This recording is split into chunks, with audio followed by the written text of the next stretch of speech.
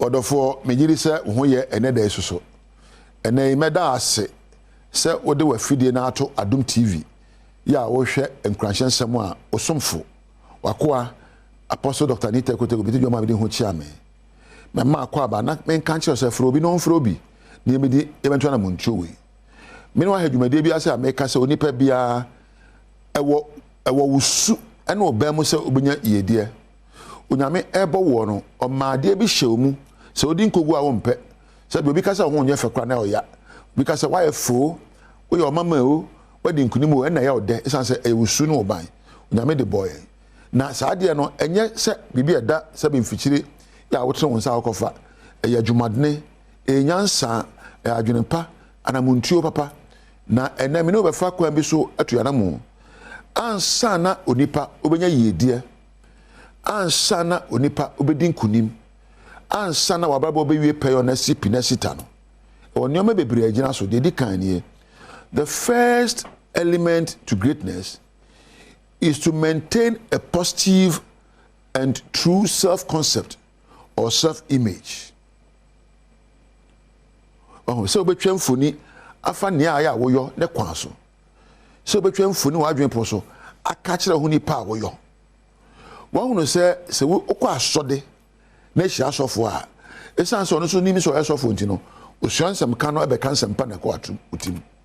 Bibia nsu kwan so be kasa me so be ko suansem pa no na maka kire me ho na komitim. Na esan sa wo da asofo dia ma obi nti no wo de sebe wa ko yesa koa e wa so da mu da bi. Edian de beto ho so no enioma abeyo ka tete esi so no yese emma won tra bia ne ejade yetimi hu se eyentro ena mekai emma bebre enyanim de enya sabesu ehunu what the adwuma horo ano a member eyo enti nsem ye ka kire ye no a efa ye ho no nyesa na tie ebia wo so de onim ade ebia ko school teacher ne se we faili enti wo anya certificate enti nam nyina wo de hu se me faili se mabon dabi ade ba ko mo pe na wo bon ewo eno je say ade fufuro ho a wontimi enni nkunim wom. So don't define your life by your past and current circumstances. If you want to become great, create a real image about who you are. What makes you you? Where you wine? Me can say where you madam, Mrs. and I Mr. and I manager and I cameraman and I producer. Me can no. Who are you? Who say? How do you define yourself? Me ubisa me say who am I? I'll tell you say I'm a highly motivated, happy and forward-looking person. Me obi ade bia me hye me ho kran. Manage me ho pa na de bia me hwese me din kan akomanim. O biso obi o so me e bemba. Me de me nkrani kwa me ganji mi nya gbagboto amanye. Allow me de me o say to nana. Eno nya na me bisa wo. Wo ye hwan. And they define who you are. And define what makes you you. And man ben e be kire se wo ye wo. Suban ben na se wo de na di e be kire se wo ye wo. Wo ka se me your mama. Suban ben na de di kire se wo ye mama. En fra won se me abonfianda. Me dimu. Suban ben na kire se wo dimu. Me metimi aya ade nyina ye na wie peyo. Suban ben na be mo aya ade nyina ye na wie peyo onim. Edim bia beto ho no e woni suban ona adwene adwene. Obo bi se me ya maame. Me dem driver. Me dem yesu yani. Me dem la protection. Me dem ojidini. Me dem enyonkopa. Me dem enuapa. Eno nye suban. Ene ye ne but ye kasa wo ye hwane a. Enyoma ya ehye mu abetime na die na wada soronko e wo nipa nyina mu. Ebi so obeka so mi ama excellent e ba na dwuma de ye ba ma so ese me ya dwuma yie pa nya no. Me de I can do all things through Christ who strengthens me. Enya no. Obi abetime ya bibi. Obi so wa I am an accomplished musician. Me de minimum to pa enya no. Kasa me yanyum to fu a me desronko. Iti dey na mayu a ba ma yahunu se me yanyum to fu a me desronko. Enya say I'm an accomplished musician or I'm a successful businessman. Me de me business, one business. Say what are they at on any business. Ya na dada we kasa businessman a obi od na adwene ebunkunta ehye nioma na nioma ni edimu na so ba mfa so ma obi ne no ya oton on a businessman or ye business entrepreneur bagana de obi akofa kwadu no oton a business obi akofa mobile phone chips no oton same business that be That is why we are where we are. You see, our definition of who we are, what we can do, is so limited. Nyoma yehu ya ho se ebetimi ayo ni sere efre ho fa no. Ase abomfia, minim sa brofo na beja esa suba no. Enti ni bia peyedi a no obi efe ni imperial mindset. Obi amoame a, obi ansomi mu a, obi ankyere me kwa mentimi nko. There be imperialism no. Broni ba no o ma yehunu say ye nan broni a enye yie. Akaya ho besine. Drop that mindset. Na hunu say wo your mama. Usua obehu. Uya ebebemu. Wo don saka na ye bibia. Bedin kunim se mpo din kuguo mpo a fa ne se wasua de obo na say me de me humabro ni I'm kind hearted, me am intelligent, mo nyansa, me am hard working, me adwumadene ni nyina efri enyoma ya wotayo. But right within you no your free be self concept. Your self concept is an understanding of what you have in you, your personal experiences, your body language, your thoughts, your collection of beliefs. When you can self-concept, nipa oya, adwene a wota adwene abiribiara, nneema a wota agidi, you think ahodo a yeka bomu, na emfoni a utwa no wani so your attitude, na ene ya ode na die, na betima aka say eyeme. Uti one day, omodien bi sa won say nipa be na meyo, nipa be na mpese me yedaache. Onipa me yonne no aboa me ye die nipa me nda ache no beboa me ye die ane pe akade na penyansa na pesu ehunu ni subane patin kapa obehia na fa yo neoma apese wo ye na ochina na ka che on say ochina semri me mefu atwede akomani ma yo mama adi nkunim odofo nkunim die e wo ho ma obia ye die e wo ho ma obia etoji nipa wo yo ani neoma obeyo ni neoma obedwene ho that day bibia isi kwan se obedi nkunim akwansidia no gina wa wo so adwena wo dwene se be atenka akanya no ye ni awadefo ye wo mema ne mafo won awade ene ye ni oman atete apansam ye wo oman ma atete apansam a otechire oman se onipa ne di yi a oni bibia bedi yi aha na meja wo edin ya beso e apostle Dr. Nita Kotegu ubo medianka odianka mepe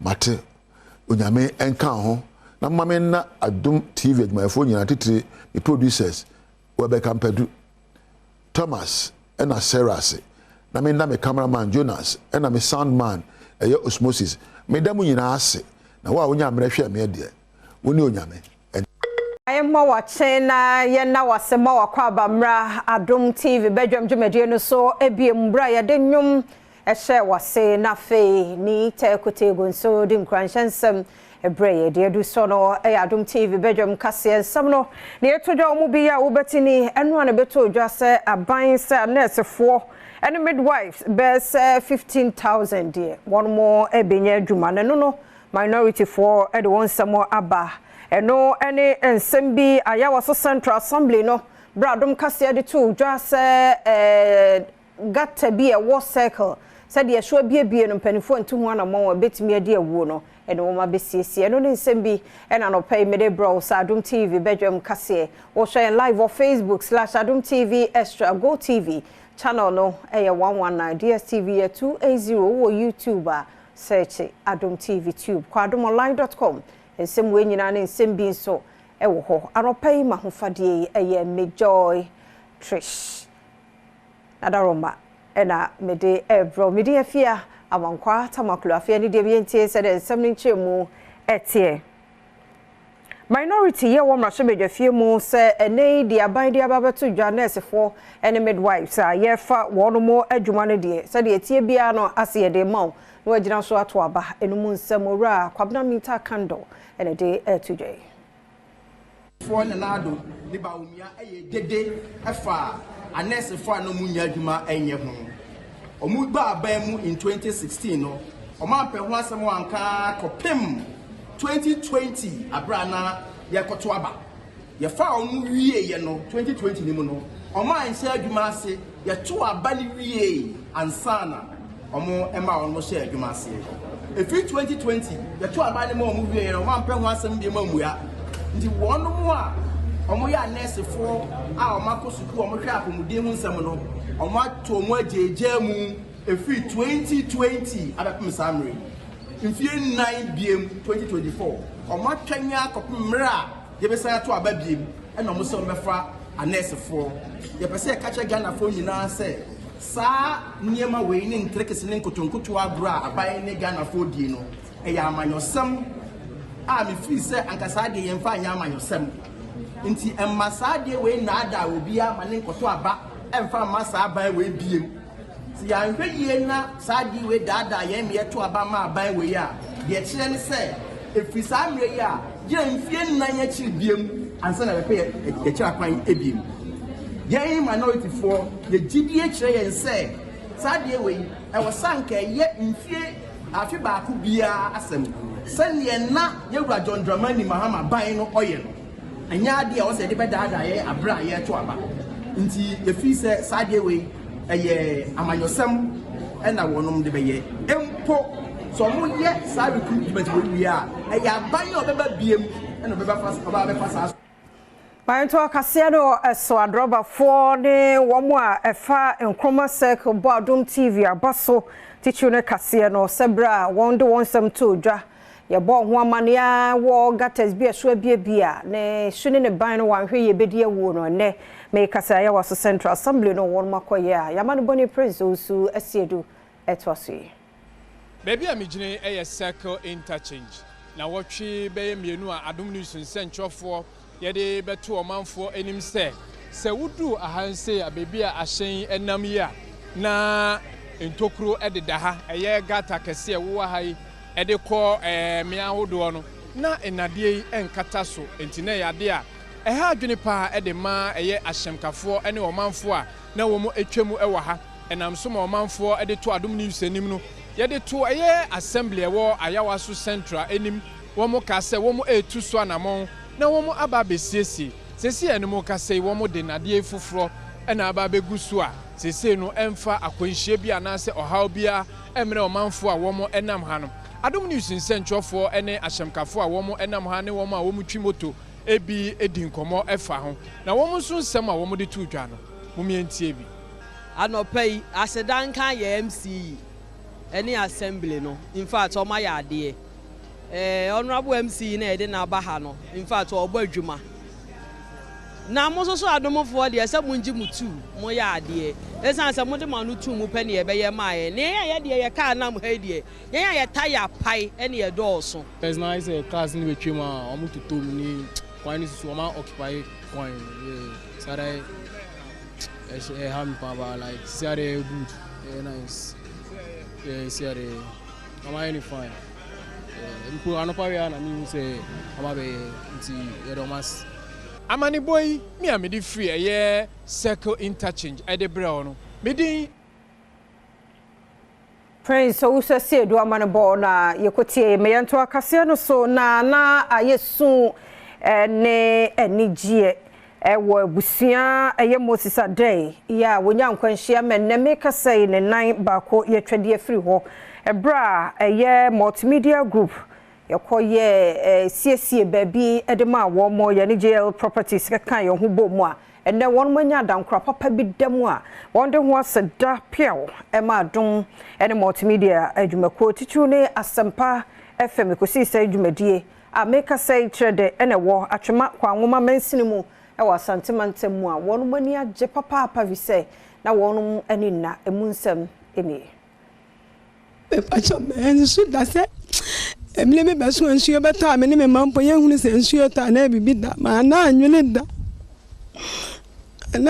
da ti de me kan se Nyankopon hyira mo pa Nyankopon firi wo soro mo hyira wo bibia na me sire wo bi obo aye bia Nyankopon ma mo nyinkyira hoɔden bom se de firi ahase na mo agitimi adi achia mama se bi ba bia ye bedidie asam ye ba bia beda ti de me sire na nanu nyina se Nyankopon firi wo soro mo hyira mo de me sire bibia de mo bibia la obo a me ne me ba mo sisi bia se Nyankopon ma mo nyinkyira hoɔden wo mo plan de na me ni ani da so fi se eje ni ho ma mini ho mini obi ofa bia ni wabeka seseng mi jina kura ni abema kura mpo mini akasa me kwa me bla bi ho pa chere make mo kan say me do bibia ase me do bia ase me do hene na ase me do bia odi achi bia ase no bi otu ni butu mi ska bia rade nhye ni ma Enwachi Jimmy Agla ya won ye general manager yo hwe multimedia group limited ne so kuma ase eso din same say yato aso. And on behalf of the multimedia group, we want to welcome the chiefs of Trede and invited guests and my colleagues from Asempa. Today is a special day for us on account of a documentary that was produced by our own set, Kwame Boateng, to help a certain young man who was disabled as a result of an accident. We've been able to appeal to our numerous listeners and the general public, and we got support for treatment for the young man and also to raise this beautiful edifice for their occupancy.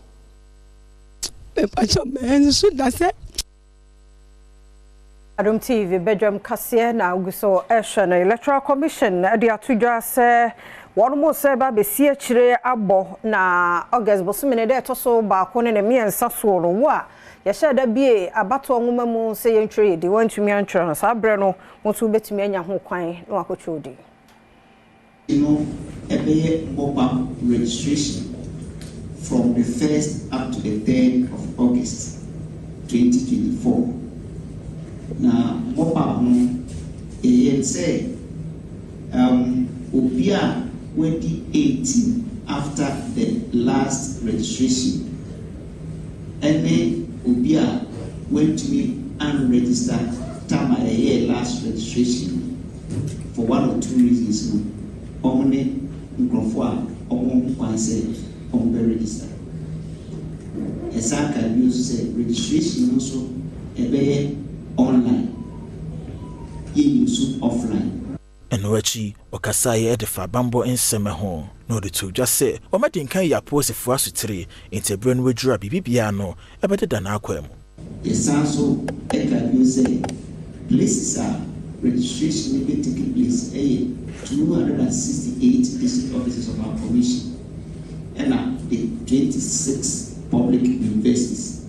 And I feel so you can say prison centers now. You have 41 nationwide and also you pay registration. Now, Emra, you pay registration now starting from 7 a.m. in the morning. Yeah, it was so now joining us in Shishemubia Babato Jasa Customs, Jumayefo B, no one J Ademudia, war yam borders, a hood was so na. Dwadifo anka wo se won mo etue bibie de yenya so mfaso so man no wo je bibi kakra fi won samu a na so mo de atwe fam wo ye ne aman hodo bi nhia yeso se Cote d'Ivoire ne Mali num ne ade yade ekoso ye hwehwemu a join news amanbofo aya abetojwe.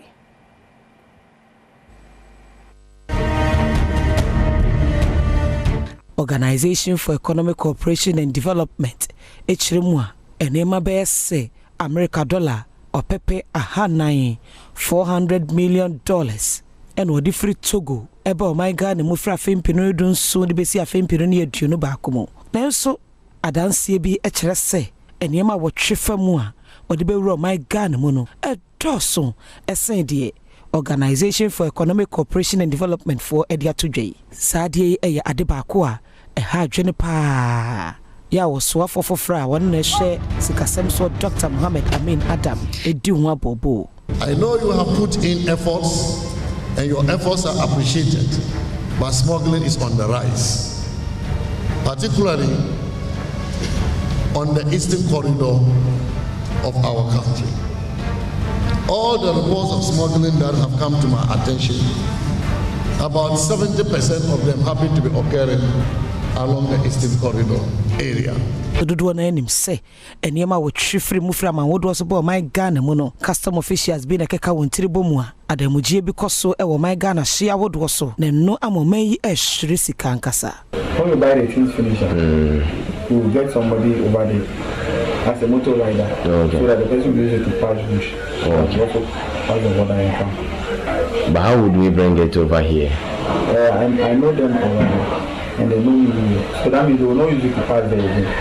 Yɛde ani akyerɛ Togo na bra yɛkɔduru kuro ne mu no ɛnɛma bebree ne hyia yɛ kwan ɛba wɔndwa kɛseɛ nim ade baako a ɛda nso ɛne sɛ wobɛtumi atɔ biribiaa sɛ yɛ ntade o anonom deɛ tiro ɛntoma emu asɔto biribi a wopɛ bia wobɛtumi atɔ hɔ nanso ɛsan sɛ yɛyɛ yɛn hyehyɛ mu nti ɛyɛ adwene sɛ yɛbɛtɔ anonom deɛ wabra ɛto ahyɛ nsodie biaa ɛni soɔ nanso saa nneɛma yi a ɛto ahyɛ nsodie biaa na soɔ tumi de twi fam checkpoints efraflawo ɛkɔ dabala kɔsoga kɔpɛ wabra obiya musa wo hwee mene wɔn mu ɛnam eduru baabi a custom official bi ɛwɔ hwɛ n'anim a wadi mfie bɛsɛ aduasa ɛkɔ ɛna wogyina yɛ ɛwɔ soga kɔpɛ checkpoint na yɛde yɛdwen sɛ custom official we de wagyina yɛ die ɔbɛyere ya me yatua ɛto ɛwɔ se yatua ɛwɔ anonom de ayakɔtɔ ne so nanso yɛho dwiri yɛn abra wo hyɛ yɛ se yɛ ne n'akyi ɛnkɔ ne office wɔ ɔkyerɛ yɛn sɛ ayɛnyina no so na Adom TV Badwam kaseɛ no yɛmfɛnsi ha yɛbɛtɔ so ɛwɔ yɛn kaseɛ ahodoɔ no emu na mmom yɛnkɔi afei ne yɛde de bɔnkrata no ɛne online story no ɛtɔ so wadaroma sɛdeɛ ɔwɔ hwɛ yɛn no kɔsoa no ne yɛn ɛntena yɛnkyɛ yɛntwi yɛn ho sima yi yɛba yɛbɛtɔ so mo akwa baabi mmra Adom TV Badwam dwumadie no ɛsɛ wo afei na afidie no adaha no yɛda ase yɛde nkranhyɛ no nnwom adi kan na yɛde news no ɛtoa so a yakwa aban ti de adu so no de bɔnkrata no se ɛne online de so wadaroma na yɛde amma kɔso ama no ɛnna ha wo kɔde a hwɛ yɛn live on Facebook/Adom TV Extra na sɛ wo YouTube Adom TV 2 benya yɛ baabi obedru bia na wo internet no sɛ laptop or phone so kra log ko adomonline.com a nsɛm bia wo pɛsɛ wo tie sɛ video audio pictures ni nyina na ɛwɔ adomonline.com yem programs bi a one messe na wonya wo bese tie biem ko podcast ho so bowura ho a wo benya program bi a wo messe ye ni nyina mu da ho clear wo betimi ema nyina so ase anopai de ma ho fade yi ma me fa se da ema Majoy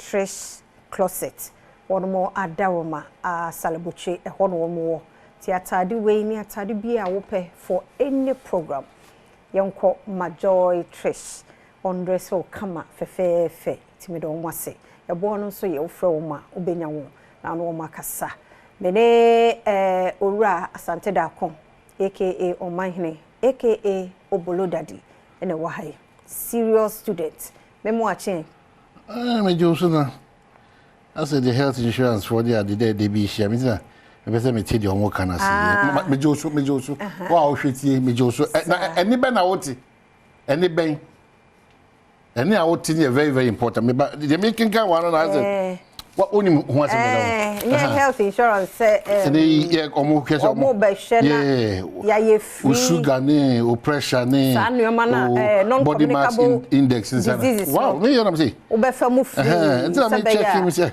na me check it na me braking kan na me any out thing very important and July na to so dia 30th July e kira na say nyame adom na ya danase July na da ko si nchen na de chie biem no na August ne da edikan numero 1 na onyame de be chen eti onyame wanwa ben kura edi onyame wanwa fulo onyame oye wanwa fulo Ushe cameraman or man over bed 20 cameras now no why na nim ti the no ufi of Kenya say one no you only medjuma na nkasa eni a wotin makacho very important men tie ni bi ti say the wotie free osmosis wo eni eye nkugu ni twem o ha no waso ni o se kodi boni kodi tro ko ka asem ti obi so adanse krum na o ho na ne kikacho wo ntimi nko onim da mu fie de twem yi na turi ni na twere die ne na wotin no very important and ma onipadua no wie peyo so because na otwi mu nyina de ya ka kire hu nyina ne se ensi wie na ensi ukraso yi na otwi mu ni nyina de kontu ni a o so anopa o da nyame aso wie pa se asimi yi ebesi mi kraso yi sa na tie na ewie ensema hodo atojo de obokata de ebre ma ho kwan ene de we ni afia man kwa ebe ma akwanya afia fa number se to ntem na 03022117027037037040 0302211701 702 703 704. Now also Alfred or headline abre. So in some of the record them they bring my home quiet. Break chronos yes I share them so with the headlines etimide abre. Daily Guide say court dismisses case against Amewu. Obahwa ni pekuo bi de era Amewu ekogina court debi. Ekwa ofa so owini sa battle hohoe empeso aso debi dream kakra bi mani bi wa yankai and the court atwatwe baby say dey jam munya de bojeje no na no ni nyina so bia. NHIA outdoors free annual health check up program. Today say okohwe sugar, okohwe pressure. Uniped buy no so okohwe say the no mesi ko mu a sa hihye nyina say abegu akwam a omo se nyame ya aduma o abeka health insurance afade na okwa sikaji bia na sikatwe bia na enimti asem kese a edepa no pay. Apomden we are very very important, especially in a country where we be checking the pressure quite the problem. Sugar quite the problem. Ntu na ma batiti kum o za ne fie ma me na o ho na ne sin tutu no ono wakum. Ebi brema de ho nto ye da o. Ti so ya bro ya kokro me ma no kwa de ntamfa e ma ne de e be bo be yesisi. Wanim etia ketua bi na o se ba kutu a o we nyina. Wanim pochi ya. Me no poso no symptoms bi o no mu na ma no kwa yi extra. O manage ya o sumosi no akwacha ni kromo ma me bi o di 99 years. Hey, obi nyame achire obi am ready 99. Yemfo obi ba ji. Fokwai. Obi ba no pay yemu ache mu akwaba. Obi nyame achire obi am ready 99. Ah no, big ba na de gugu city e yo. Fokwai. Obi ba no pay yemu ache mu akwaba. Yo, nyame shiramo. Nyame shiramo pa. Pa so, nyame shiramo. Obafia. Obafia me de yo so. Me mama just fianti, me mama no. Yes ro ba nti o wo TV no so. Me enim komo o phone so tisa na hardware. Akisime wo sewi. Akisime anopa ye mo ache mo akwaba. Yeah, sisters yeah, ma je mo so. Yeah, that's say. Ada ba nti o headline. Sisters yeah, ma mentia one of akwabran and wa ho fe no eginamu sonkon. Ma mentia onabo kofi bente eye sefiyo so parliament candidate NDC for ina wode yaba. Mesre mo Adom TV for ye kase kwa chire papa o. Aye mpayin fo nyina etie mesre. Ba bia tonfo bo ho na ho nyina na papa. E me bi meka se adbera picha adbera ko siensiam na kwanye. Ye mpayin fo nyina Adom TV e na mo hwe na mo tie. Nti mesre je wura na adanko akufo ado we de mi kronam se wura we de masatu akis me say e kwa na fiti adbera e kwa nsiam enye nti won hwe na mo aye akis me ne makra. Yeah, that's it. Yeah, bomb pie say bind the drip districts program you can say machines no more machines ni ade yeah no teach na no mo ade ma omo ti e bomb pie say bi be ko bi akisimi na so o dwisu ama for the time being no mo nye na no kwa say guide dada if say eno ma kwa ni bi won ma busa say so de ye dwisu kaka kwa ni pa na ye mo trouble ni pa ye okay ye nko ne ye nya ofofro so e wo so be do for no pay ye ma wache ono abo asiedu ye mo ache mo akwa abade oba Badwam so memi aba me je so me je dise mo so mo hoye yankopon adom ye ho ye pa ye nti o amai me ne o mi no ye wa yi o na o hwe wie ye ofa kwasi bia so o papa na o hwe da no e ba so se hwe bia so yes ben se hwe kwai yes me kai adofo nyina se the philanthropist oba western nota ya papa apesibia so ne fada na ho tweda dino safi akasu na anapa die me chiaga na fo nyina na machi Adom TV moduma pa over the 12 years ago me check kora bukura maye na mabo modia dia ajije na tata bedule me hwe me nua ba na me nua ba ma mojina ho ya isi akabe 4 months ne beto aba qualities are in no Adom TV mo analysis ne nyema moye etwega na fo adwen be si ne ma bi so mo hwe de to abata eye some of the sectorial debate na ba eye constituency outreach na ya na mo ko no mesra mo akwese Accra area hono nko a o hwe ya e western north mo western region ne inclusive bia e wose o mo ne ma di mu pie na nka ban na adwen koso no e ho mesra mo hene ene wutim sɛ aka 4 months yi wobɛtumi abɔ wura tokuro biara mu na Ghanafoɔ su ne ɔmo hawa a ɛkɔ so wɔ saa mmea no ɛno so mpanimfoɔ ate na ɔmo atumi adrɛse ama ɔmo Adom TV ɛna mesrɛ mo yɛda ase ɔnoabo asiedu yɛda ase paa ɛna ɔnoabo baako nso ahoma no so Kwame Japan anɔpɛ yɛ mmoakye ɛde wo ba Adom TV Badwam so meju so wo minu ya ba baako pɛ yɛda ase onumnyamfoɔ Kwame Japan afan prince maame krobo anɔpɛ yi medam ase afia mankoa ne mebra obolo nyankopɔn ɔnhyira mo na ɔnyɛ mo kɛseɛ na fia anɔpɛ yi ho ayɛ fɛ paa kakra mepɛ sɛ meka ne sɛ afiwe yɛ abatoɔ afe mesrɛ sɛ the way musika mu news ni the way musika mo nsɛm no mani gye wɔ mo hɔ papa yie mommo de robɔ no enko anim sɛ abɛyɛ a basabasa bi emma nkanka nsɛnkyerɛfoɔ sɛ abatoɔ bɛduru yi de mu bɛhu no ɛna mo nka ɛnyɛ deɛ obi bɛma mo bi kakra na mo agye na nsɛm a ɛsɛ sɛ kapro a mo ka no na mo aka ɛna mabu nso me tu yɛ sɛ yɛhwɛ yɛ sɛ ma obi ankɔbɔ yɛ paa ɛma yɛnkɔyɛ deɛ ɛsɛ sɛ yɛyɛ ɔma gya na so ɛsen obiara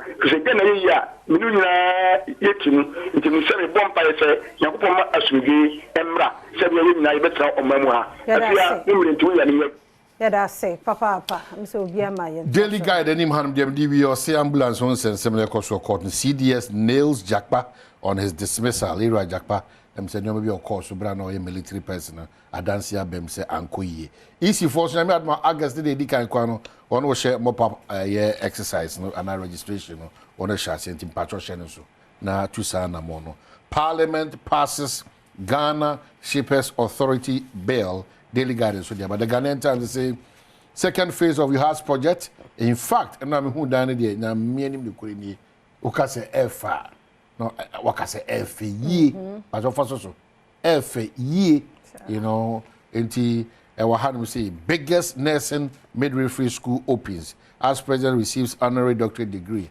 ebasa no be fa pum de na fia makwa ni agi so all the concentration ko apum de one dey a ene obetu cha ma wada fom nyina apum de hu hia no very very important apum de hu ehia ne papa because apum de ntiapa onipa woni gi ewie peyo. It's very, very important. Into the Akosho, I don't know. And first batch poultry products under FSRP ready for market consumption. Hey, we don't move for Jifanko in this year. First batch with their way. With their damper. Anyone they did my minister again. First batch really. They were the Mudia way and Fissy. Anyone Kaka. I don't know but he said, but you want to make because there's a woman here. Massage, you say, when you ever saw community of a great Baco check carry. Exam phone, you know, any one year, you want to just see a movie. Okay, first batch, okay. That was the same with the Banco Papa, baby. Even though Mamma Franco, the overseer, I'll say, vote MPP out to save Ghana, era to force the commercial Dom Kumano or no Domano. Nano dawo tamale no koka ne se was hey Ghana for no ma bebre dia dance here se party we pa MPP there be yem form nsinche na NDC mbra na ebia ntimi ko na ba bia na me de wo NDC focus e no because ebia sipen emma me kai se na election headquarters ko promote power ye o promo bia na e bo so bia say wa ha ni si e hwese on na kra na ba e do je no hwan krom in the election 2024 we will protect ballot boxes with our lives opariado I no credit say otu abawi na so wo se wo adaje se obegina sa ba bia ya mark na o de gina chiri na ye hwan si ya ko pem so ba kenka ma na so wa sa ho de ne nko an enko gidigidi bia wo ho kwan se wa to awi no o mo parameters o de men ko gina chiri obi ama wo so now the ye han woni nkra mo te se ye han na hu de open na afi ho ato and then over $18 million investment yield results in northern Ghana and a multimedia group and jail property surprise accident victims family. Yeda said kwambwati ase and yeda jail properties so and the late Deputy Finance Minister John Kuma also a support to 70,000 Ghana cedis. Wow. And I release generational blessings go. The man so say affect you when their dad was alive. Nyoma pa in crunch I positive ni bi oyen. Ebini say car bo bi ama na nwini na afi ho. No nim ni ba bia no afre set kwa boatin. Ene ekosi sentim ni say mo baje 70,000 Ghana cedis kan na mo koye ne na artificial nti watua MC mfie dudie e de ato ho de ma abofra it's fantastic di baby obi o nyame mfa ne kra ensi na enshira emra na ire ne maso so that's it jumadi kama obi ne Dominic ni team effectu ma say ye news mo ye kra abrante na tears of joy. And no, I'm so 48 years now. Oh, wow. Hey, 48 years. I don't say, ma, now 48 years old, that's how I was it. There be a crash me passing be a dad. Oh, Charlie, 48 years. Oh, it was tears of joy. Tears of joy. Also, now some for TV and cassette TV. Or penny bro here be on kai. In general, question I don't know to say. Also, any money in our TV was my dear. Oh, and God will surprise you this week. Amen. Makachro. I bet you we are meant to create you be the nabano. Also, the member in a different form and our shape. It's a morning cobrobi. If the old name the old and the eba. And very important. And then will be the abba. Do the jar and natural non-co. Yes, will be sure about no munakusu or come. The band out the number. When I mean, she'll be announced what the Yamia say for that and tap into people's blessings. If you're Sarah, this one also exactly. When you are buffo and more. Then you may falcon is so my papa Anthony Opan. When you're 70th birthday, a radin coswano on Shano, no yana kessie, Cosiso obey kesepa. Rademano sufra dumu and quadumu. That's only Yame on shroud. Na de ayi o man kan ye wo badomonline.com pictures na ni ade ni nyina wo bra na wo abehwebi ade a ye tiefo ne yahwefo ye de asem beto wo no manimu a wo mo agi somu ayema no ye fe no wo badomonline.com a ene no so egugu ho na mamefa we so enfem happy birthday enkoma Francisca Claudette ana mame se wa Glover Francisca Closet edin mi hubo anu an jobi ti babonu abona ko nti Francisca am coming being Francisca mama sawa Glover or Virginia USA abusua ni nyina we hye no happy birthday erade onhiraw no maso onyo kese kosisi obey kese set kwan boaten ho ene free ekode amount erade nhiraw papa ti no kwamna ya wie nti ya DSC na tesa agudie mo nsam no eba health tips wiki mo hemophilia edin de nso nya papa nti yentie ni ye ni nyina no SY chromosome no sa de mane ahu ha dwu ti no ba ene mambo atmet na se one kwampa na wo mo edi nkomo wa sepeso asemidi kan interviews ahodo bi wo na fe mpese mu aba wadaroma se de da wo ne yenye no koso ne yentena wa ha na nia ebeboa wo so mamba pa ene de bro wa Adom TV Badwam yeda se mame mu akwa benenso na me na wase sabri bia wa fidie ne da Adom TV health tips yede ebro na wotwi mu no hemophilia ya bone tofan no ade a kire ye na ne yepese ye hwe signs and symptoms no about so no hunsunsanso no etese oba padana tenedwam eboa ye ifise basa mojamu nyarewa ho nsem kanedia wokolebu no metene so aba so no anefre efie nkansemu yi e banso a ye kama ne ye akono ne nyina ye hweade efiri oba na sia mu akwaba ne na wase eno abore tofa pa ba pese ye signs and symptoms a was a hemophilia yo intino ye bewo akra no no so yare ne wonimu inti kwan be na maye hu se yare ne wonimu ne ade hemophilia ne nyina ne se bibi we ye moja ne mai wo de wo pra we bia wo de ade to so na wo de blog to so wo be yi wo nsa no na moja ne twa okay ne o ma bebre wo ye mu a ekoso masa moja ne ye twa okay bibi te se nkate nkete ba besi baby su te se glue ebe ba be kan bom na afa bibi te se net aba be hye ho na afa moja na ye den etwa na sa net na ebe hye ho FBB no factors factors ne wo mu baako 13 basi yɛka so bi wɔ hemophilia na ebi ane de to so number 8 no ana number 9 no ɛna oni bi nti yɛde wo akra na kwan bɛ na ma yɛhu sɛ akra we bi wɔ hemophilia ni ɛne sɛ yɛtwa akra ne furuma na bon sɛ mogya ne ntwa nti ɛnde ɔmo frɛ ya yɛkɔ a yɛwɔ yɛ test and tempa yɛbɛyɛ ahwɛ sɛ ebi wɔ hɔ nti ebepisa maame ne ntem sɛ wo ba we bibi sɛ popra mogya ne ntwada onya akapɛ yɛbɛyɛ test nti nsɛntwɛ ne baako ne sɛ akra yɛtwa ne furuma mogya ne ntwa yɛbɛyɛ test na hwɛ sɛ yɛ bi ana ɛno yɛ baako yɛtɔ so mienu yɛyɛ afem ha de yɛtwa bɛɛma ne ntem na awatwe baako pɛ ne yɛtwa nti nkra ne bebra yɛhu ne nyina yɛ bɛɛma ne yɛtwa na ma yɛhu nti wɔn sɛ yɛtwa bɛɛma na mogya no ntwa ne yɛde akra na yɛde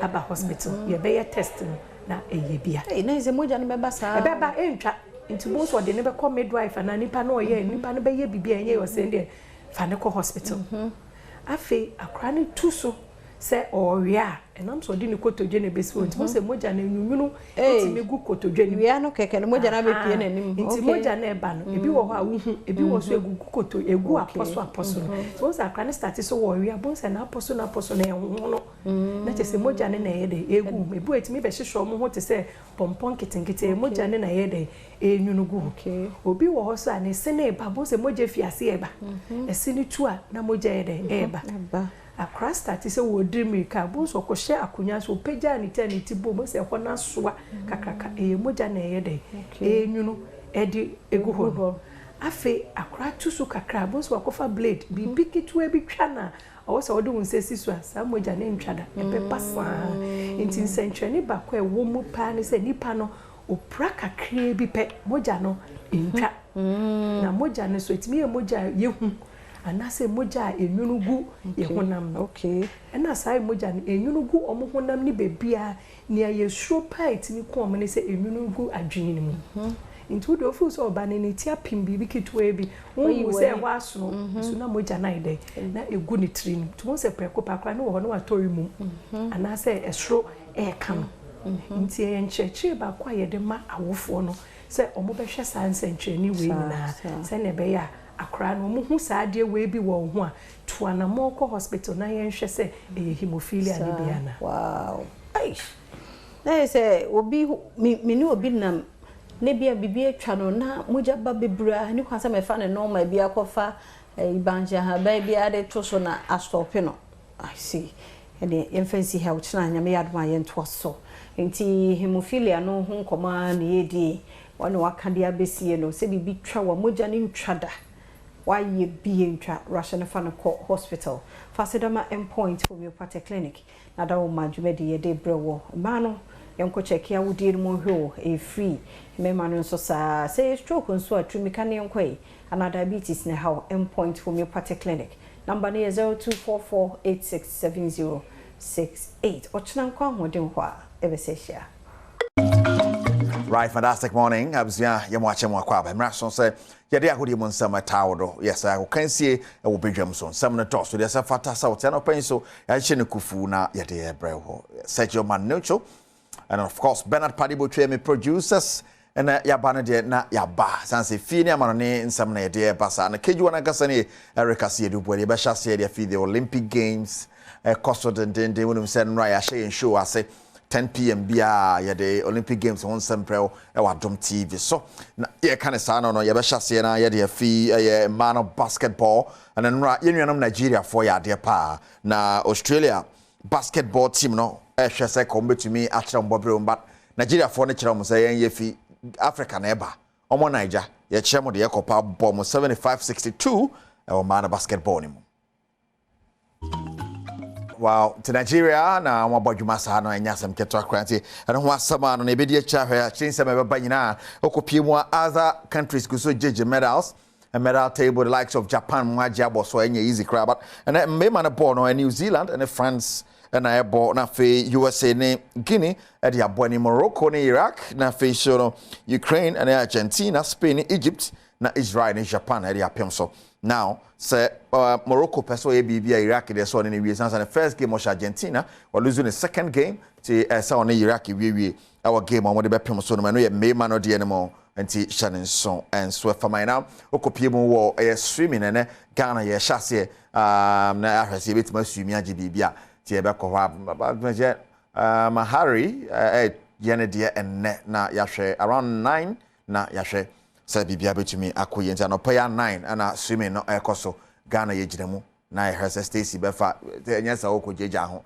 so won kakra mi hu sɛ wo yɛ heavy so wo mu sɛ swimming no ɛden de about vem mu de swimming ko anim kakra opadware enti dware na enko anim ya de enti ɛno ho asɛma no so yɛ bɛfie ona yakɔpie mu ɔnsɛm foforo mu yɛ bɛba fie ne abɛhwɛ de ɛkɔ fie ba hyɛne nso Calafiori Arsenal ne na wie wasign 5 years de ama Arsenal na no years de na wɔyɛ de ma Italy for no ogyere mama kɔfa na fie January wɔ Italy abɛpie mu Arsenal last season team back one concede goals bebree Arsenal na so ntimi amfanye league no still almost like of a defender ababeka ho and Emil Smith Rowe one player back on so any Fulham awia akopie mu ɛwɔ Fulham ti Arsenal ani abre sensan bi pa the likes of Liverpool my a bit silent sanso na akopie mu Manchester United amoso de ba komenu bi abeka kan oni ade a Man City so de the team use akofo bi abeka ho asan de ba kwa asan ba beka ho City for boy ti my kind so go and so next month ya shase on the weekend of the 16th 17th and 18th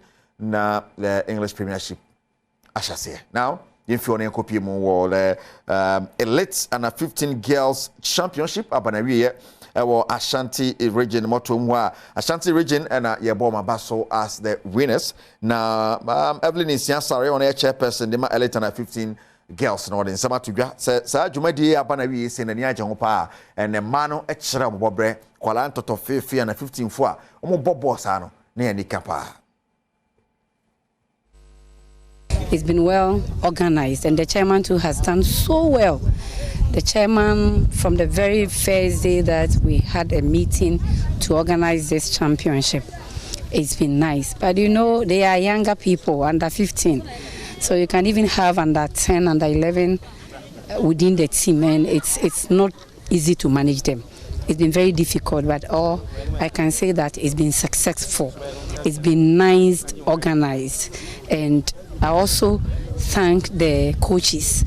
In fact, they came to showcase the talents that they have brought from their region. So, you know, I would say we've had a very successful tournament. In anything, the first is always the challenge. So we say that we have done well. Evelyn sorry. Now, if you're in a Parliament of Ghana and Speaker of Parliament, Rabam Bagbin, what they Chitashronko, I'm a Samatas Bobo in Africa, Mokoino, or Manito, much Parliament, how much you do here, Biano, on Bay de Aboa, much Makotio man anymore, or the CAF Champions League. Premier League ni wie no Samates wonfa crew an free Sama boy enfamba Parliament Senator GPA clubs ni Jelega omoye no edanso na wotwe wie Samates 1996 amabo modene a crew a hyenhyen iyo omoje ye encheye wo Ghana Premier League ni mu no omopeja e de akọ Parliament of Ghana Speaker edeba Ghana e Parliament oni ni mpanifo si nkonwa omoje mrantie ni mpanifo ye ofewso omo bo ma baso eno mo hwo mu nkran e wo ne amaso no nko a omo ye ne nsenkyire park no afenya no nko a CAF Champions League eba no ade wo yimu no Samates ane Victoria United na epomu encha kense e baso nti owura asoma no Bagbin e kire se omo de omo tabo boko nachi na se ne wanse na woni hwe a eya na oposa ne nsam nti wo koma twibo odu afiri wiem na homboa kakra o maye no omo de ata Samates vochi na Champions League akensi omu komu no omu nso anim abanyam. We want to support you to succeed. You are representing Ghana now, and so Ghana should be behind you. We are one of the three arms of government, and so on behalf of the Parliament of Ghana again, I pledge our support to you. Having last year donating 100,000, and in view of increase in interest rate and the depreciation of the cedi, if I give another 100, it means I'm giving you lower. So we'll do the exchange rate and other calculation and see how much that works up to. Even if it's up to 200,000, we'll give you.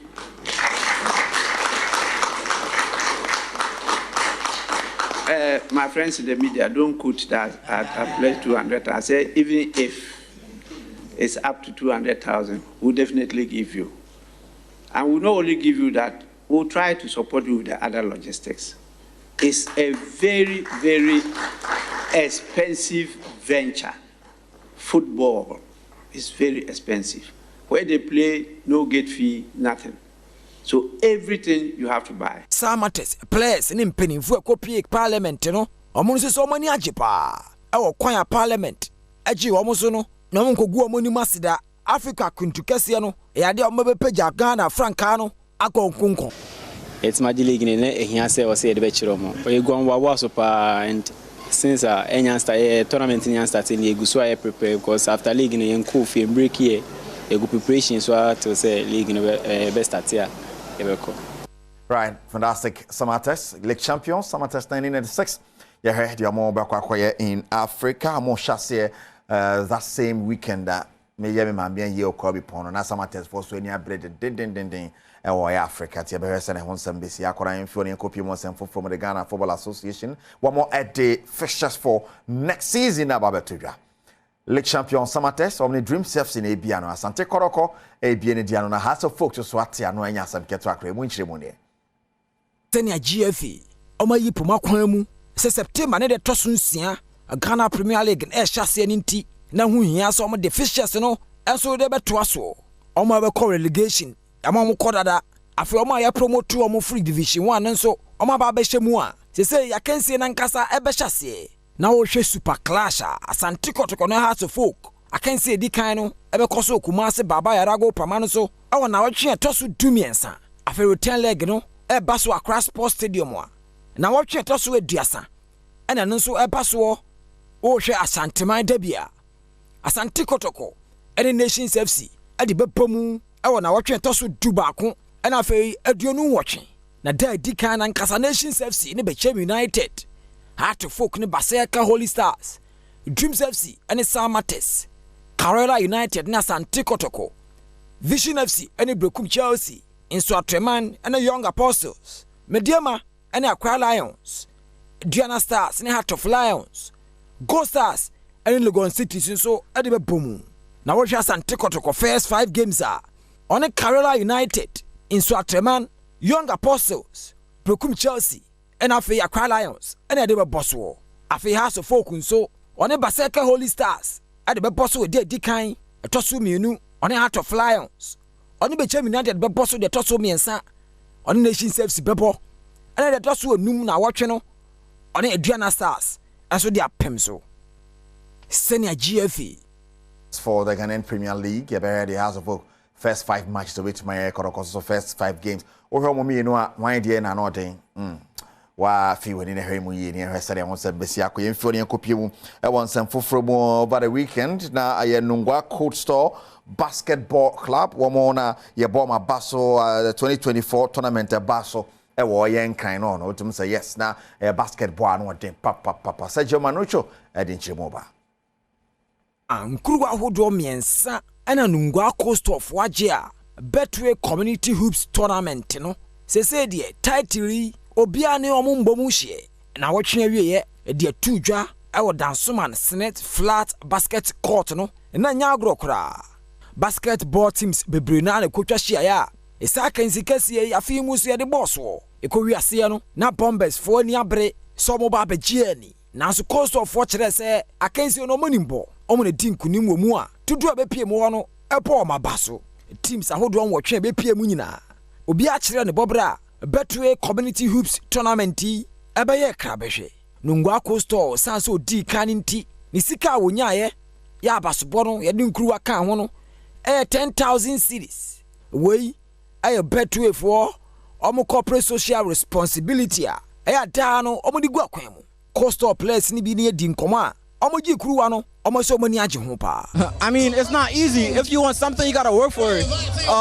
We work every day, Monday through Monday. So if they want to win, they got to come back strong. Nobody can beat us then, I guess.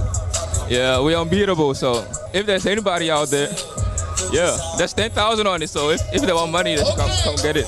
Home say bombers. Omune dintro. Na so omo say so omo mpa bakra.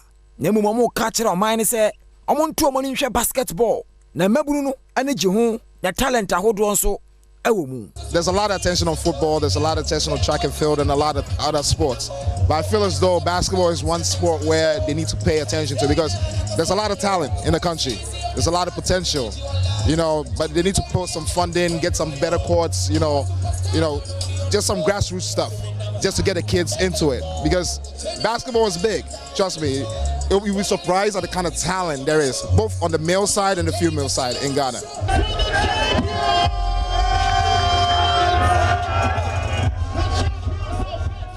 Yeah, and Nangwa Coastal Basketball. Yeah, they were champions of the 2024 tournament in Ghana. Hey! Well, I'm one the champions. There's only professor on the Adom TV. So, wow. Now, my main car was on the 2nd of August. Like I said, I've been banned. Yeah, the Adom FM home makeover. Yeah, NASCO. And I know my carbon this my dear by check. Adeɛ pa grand draw no and so Adom FM home makeover promotion the 2nd of August and the 3rd Monday draw no chef so wo yen share ni mo anya sam keto akra nti okopie mu Electroland ho ne ye adwumadie ne kese pa anya easy cranty mpacho hyene so ma me ye kase ye bibia na do ho agem ye chess fridge ye TV ye che bi nasco ne ma kwa ye sigina nasco product ho ne twa picture bra na gina so di achade bebre krekeke kre gina ho no kre ya na fe odi abaye yi na fe obisa question 1 2 obisa question 1 2 uyi pe anope ne ade achaw see we are said nti uhulungulungu bia no awura mu na ja TV ni board no anya TV bi de asiu dem fridge ni board no anya fridge tenten kese a e gina ho a e wachen ho de asiu dem bi bia be kombi da o hye do kora bufu anu a hyem no agye mframa nasco kama pa tito eno ho asema no na busia ya de obesi. Yes, and brother, and a few Quatama Claudia Pomorion some ever twice already amount, and former commissioner of police, yes, COP Kwasin Cancer, COP Kwasin Cancer, a pediatrician, and then daddy did a birthday, happy birthday going out to you. Nyamisha non ton konem my own fa e bin kama pomodin and yesre edi amount, a pomodin yesterday amount, COP Kwasin Cancer, former commissioner of police, we feed the Japan family. And all of us here at Multi TV. I was saying, so yeah, there's Sergio Manocho, Bernard Pariboche, I'm your producers. Kejoana Kasani, Erica Siedubody, because I have a jump.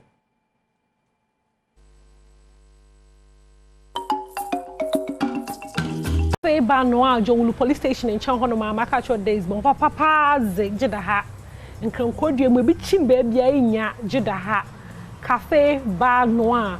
Jolu police station in Changhonoma has ye fe papa into no itu me bebodu hade ya it is no not relaxed place ehwe most ma green so no leaves no war bon from pa bi ugo hade ya na oya homkan ye papa into no oya experience bi am jize pa do studies ho bejimbi ma oya yie na tena America no nde menye kwampa band na tena se menye ho ma abotwetwe nkomo na kwampa ze za yenyim da wo yenye de wo fa nansesam na was a tonyum say live band enyom papa za no ye kwampa enyima onye de kwampa wo ma na agro no oso oye twan na ze enyim wanye de nka won ze wo ba wo ye won set up kakra na nka bani odem na enyumi na asawi na so no and dem se de bi wo fun winchen wo me yentna ase na ye mbon komo ti kwampa anepei good morning. Won't hear Obia when you won't hear Obia. You must welcome 1 year, 1 year. What would any chin yet? Or Chema won't hear. Oh, I'm here. Oh, no, summer fancy. Okay. Master, since Quampa band, where for? Okay, I want a ball. I remember guitar or band. And I mean, Sana can your tone champion or no ball deruno.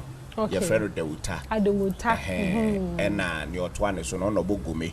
Gumeno na ye a training na ye tenaso idea and Sunny and I born for one band. Pepe and my base, no, ever yenum.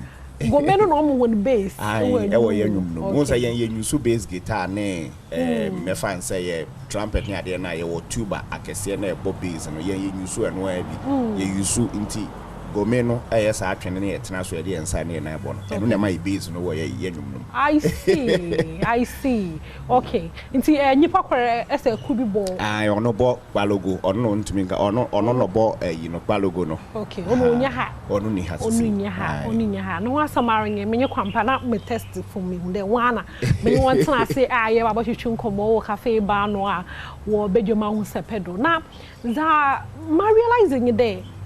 I mean mate kwampa wonanka no ye bronya. I'm sure there be a majority of the people. Me sure there be when your events na za go from one, but yeah, but so one nkapa de kwampa de kwampa wa ha no na oye bronya. Yampa. Denta. Ne koba sa ne se man nan kasa ete no 2017, but 2018 no e na release bronya nyom. Na ye hu se bronya nyom na ho ni nyina na koye se abrofo sem emun sem no cry abrofo. Ti ye se but obroni se melody bells of me to say 12 days of Christmas. And nyom nan kasa no out ne popular. And so emun sem ne abrofo. Ne say there be famra yan kasa ediem.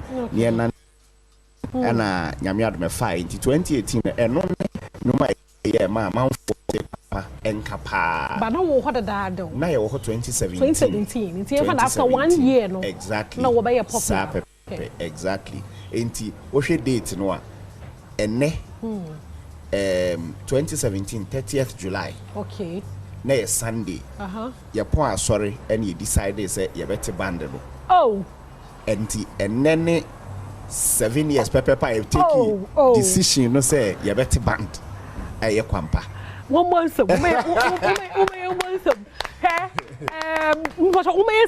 ma wo be Kofi Ampedu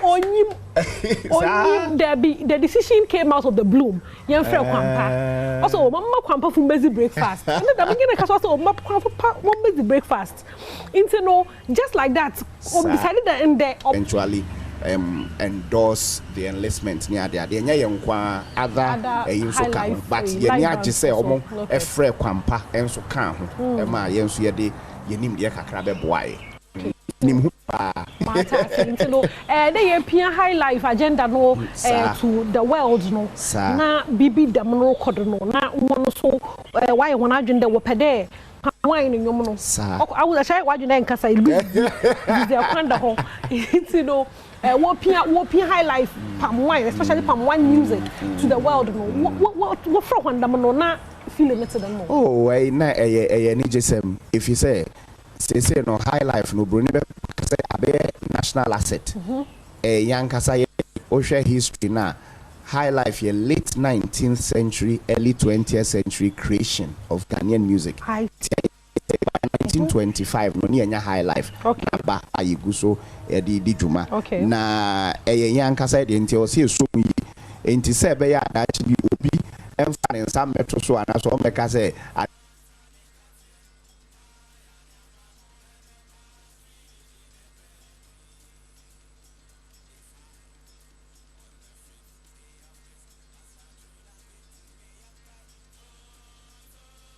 ise edin no kra no say dino ene ye de beto yenwom no so na epia akwa yenye ne sa yenye ne dam na yentum na empia nko na america kadam no maybe said CCRA ye current generation yo how wo pe honaze na palm wine nyom so ze nkatete ye relate bi e be pia akwa echi kakra da wo tete aze nti bi obi a oboton kan no nyom kakra na nyu obegiza woli ye ho but in them mafia we Gen Z for no wali ya na dana am one more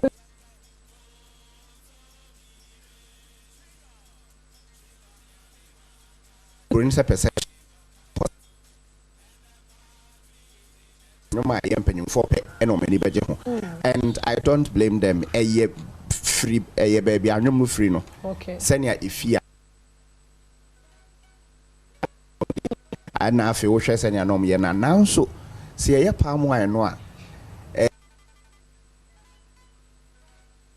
in fact ema ye see implying say ene na chese palm wine no yɛbɛtumi asan asomu yie asan ma nkyirima nso abɛpɛ but apart from no cry yɛ no yɛhwɛ no so sɛ mmeranteɛ ne maba nneɛma a wɔn pɛ no yɛde bi bɛfra yɛ palm wine no ɛno nti yɛn ankasa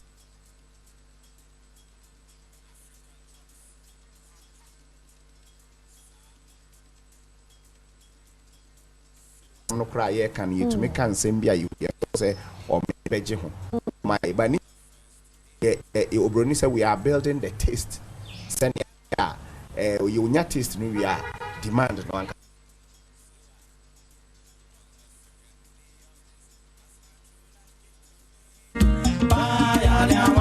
bebre yen get to know one kasa so one kasa wuzun ye me akasa me dey asa nkansa asa nkansa me fear cropon akuapem cropon be pone so enti me akuapem ni okay me fan ye akuapem e na me fan ye kwawu nti ni nyina be poso I see ta woni be pono so mama wo nuanu mi so nkasa wa so wuzun ze oh me dey the Ivan Sentie okay me so me fi Eastern region ha but me so okay amena me bo dero no isi na mopo emu wanka na me si adwuma ya no wo fro kelenche kana ya no wo fro kelenche o se kelenche aha wo fro na bo kelenche wa ha oh initially me ba crab bo monthly church bi yeah na leader no so na me no bo band won sa home did that before sana the band was formed opportunity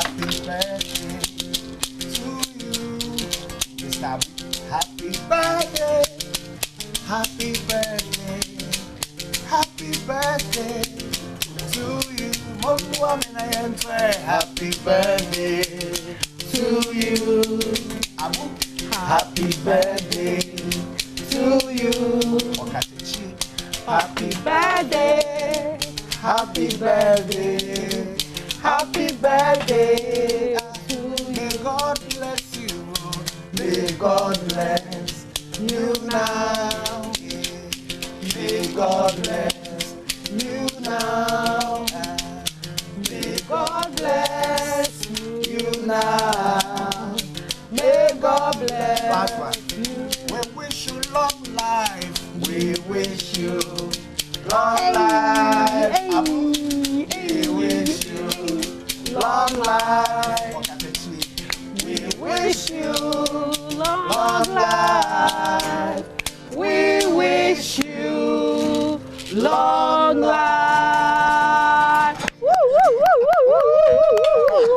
No Samara nyeri no e onante ne yetonso no onante ne yetonso no Samara nye yezi besi ha dey ye nenyu agiye papa me gize wa so wo fie no so wenyu agiye papa me zo nkomo twetwe no e besi ha nya me adoma ye besa ne ye hia live from cafe bar no anya me hwe ho bebre de bia wo be ho na abo to ho me wo be kofi ampedu ye head of productions nya me hwe ne bebre ekis na me ne be abu no driving here no ba ha nya me hwe obi bia osmosis or yes sound nya me hwe wan be de besi anya me adoma ye besa na ye hia via odi abano no ni obebo ama etiriu enensi ye bna de radio Adom wasa de na ache enti Antec Herbal Center akosia sechiwa ohima akosia sechiwa genedwa na enuro ahodo a wormo wo ne ye oye nipadua mu no na daroma na odi abre obape mu akwaba se bibia boko Dr. Penny so e ne ho ye pa Antec Herbal Center wadaroma yenti enuro no ene ne ye we nipadua but I say Antec Herbal Center yenro Spanish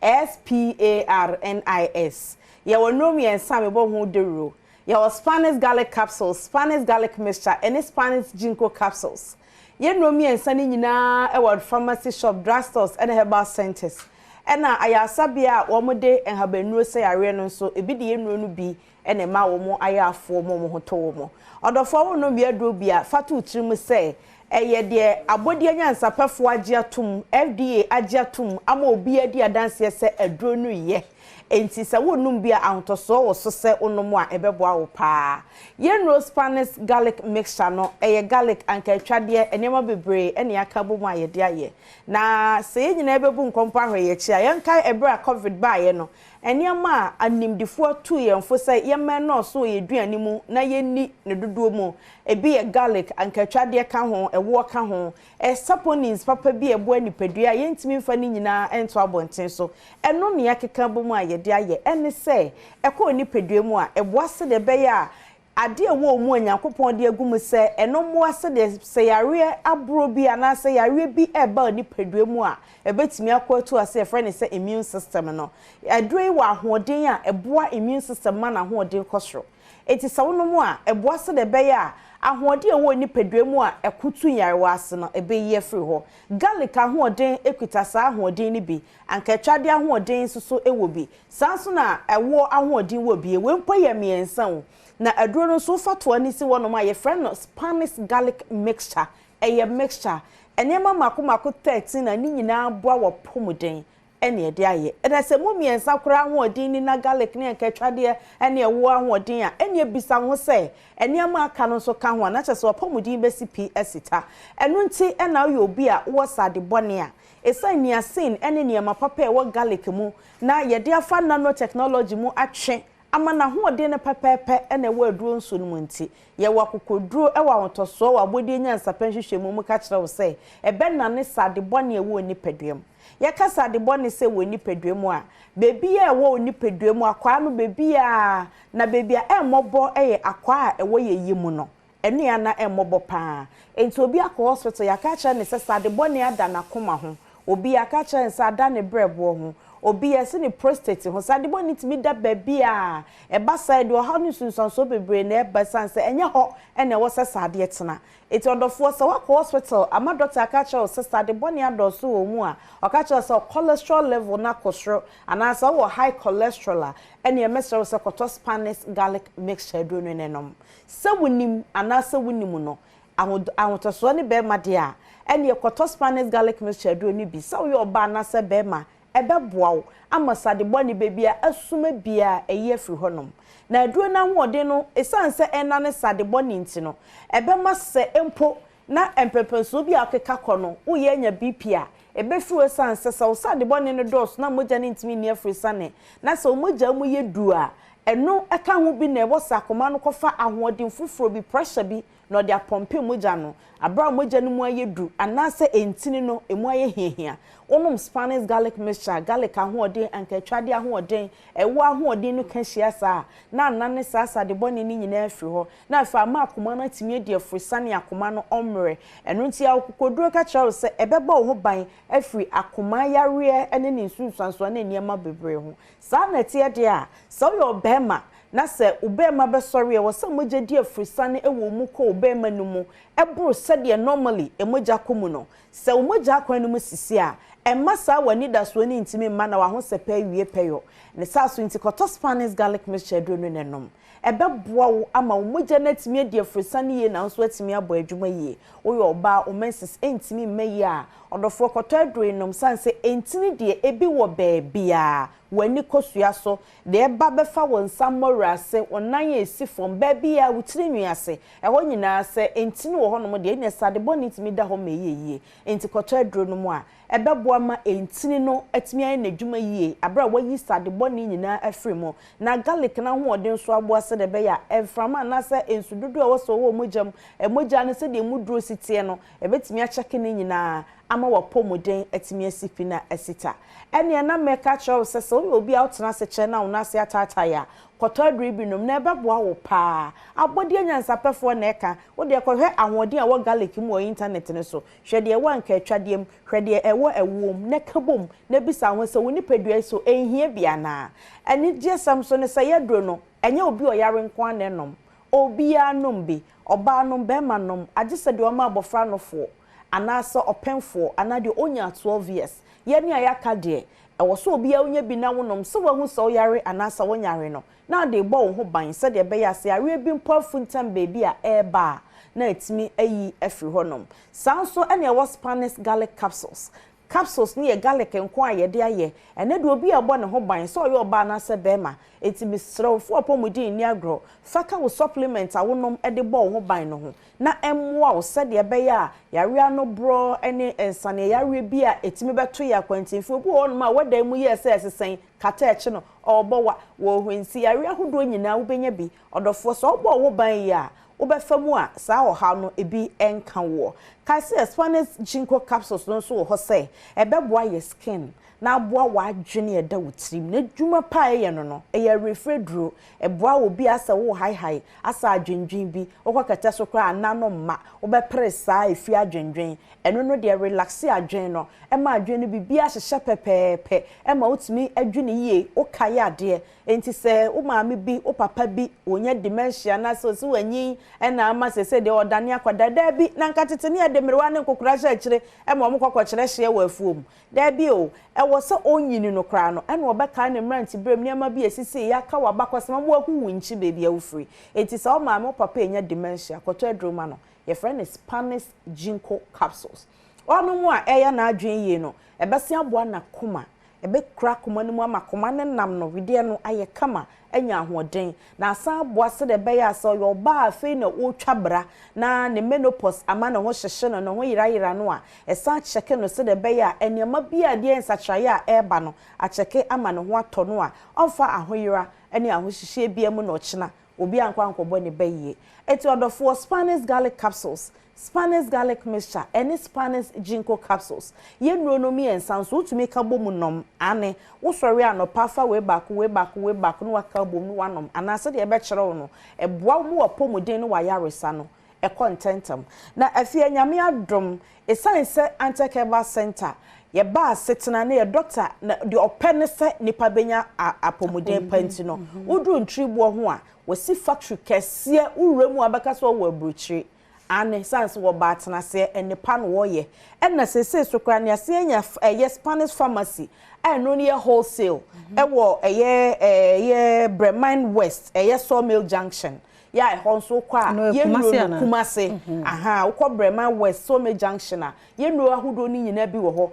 eno achi enu ahodo a ye tuton so ye wo bi ewo ho no mo a ubenya ye number ne ye baako esan so ye WhatsApp na aja Ghana ni wiase nyina na friend number no enti so de wani to call so anwa na ache de hia pa ne senka WhatsApp audio message na wa send na aboa eno na da screen so no eye 0266 11 41 11 0266 11 41 11 sa wo pe bia tu sa wo pe baako sa wo yare binti ana wanu maduro na ye bibia ma wo wudi nwa danse no eno so ye boa doctor pe hye ne nkra ma nanije na wa frɛ ana wa send wo audio no na de ama no na watie na ono so ahye ne nkran hye ne so se ye number na 0266 114111 kumase keo bebi abewura bia benye ye duro bi ena nkran so kan hye bebi eton aduro ana ye tuton bia akwa a ubenya ye duro ye Spanish SPARNIS no bi ato. Jeda say papa anti anti-cancer center one day Spanish ginkgo capsules aba ena yete ohima kosia sechiwa enkanti kopebie na so nomna emwa ma menna Franco Trading Enterprise for ase ene se wo phones types ni nyina bie Nokia, Samsung, iPhone, Smart TV, stable top fridges, Franco air condition no Mr. Okwajo de CCTV cameras na wo pa yenko Franco Trading Enterprise ho na sa na ma papa we nyina so ewo ene ho akade bia Franco numbers a mede ma we no apɛ mpeke number fufuro bia wo ba bia 0246 422338 0246 422338 and 0555939311 Franco Trading Enterprise numbers in the open phones so papa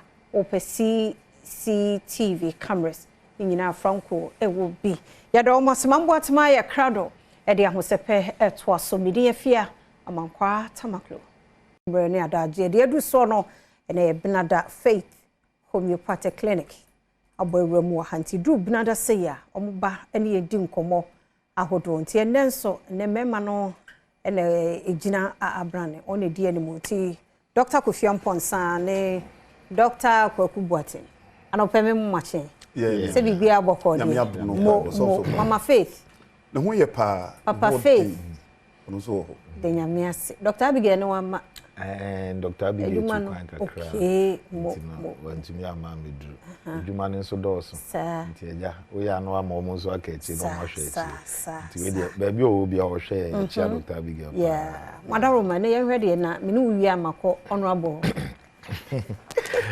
Is there via Yamisha? And no pain so ye chia, your phone, you know, a share a Adom TV. Said the body can fit homeopathic clinic. 100 year a year crown chronic diseases emfa ye feature na Stefia Nancy Sunday no na ye di world hepatitis day na ye hwa hepatitis ya dia one of the leading cause of death nipa bebre emfa ya adwen enko so and ya dia ha nipa bebre na mostly no World Health Organization they buy and say every 30 seconds biya no you who say yarea na ewu anipa wu no hepatitis related conditions which are very serious I was say yehwe ni ye na hepatitis na ba ye nipadua ni mu a yen liver ye brebo no ene the organ samway etai ebetena mu na omuba nso a they destroy the liver cells no brebo no cells ekikabom na ebeye brebo no enum na samwa no ekotena mu na hepatitis no ye mu ahodo bebre your hepatitis A, your hepatitis B, C, D, and E. And only the common ones are tie ehu. Na I think say B no any the common ones are ofa a bibrimu ha Ghana mamu ha no ma ade a common. Na said the can hepatitis na eba oni pedum a dis so bebre eba. Ebi wo ho no mo a etumi de severe headache, fatigue, obi wo na ante kakra bo nse wabre. Obi wo ho afi nausea ne bo etumi efunu no.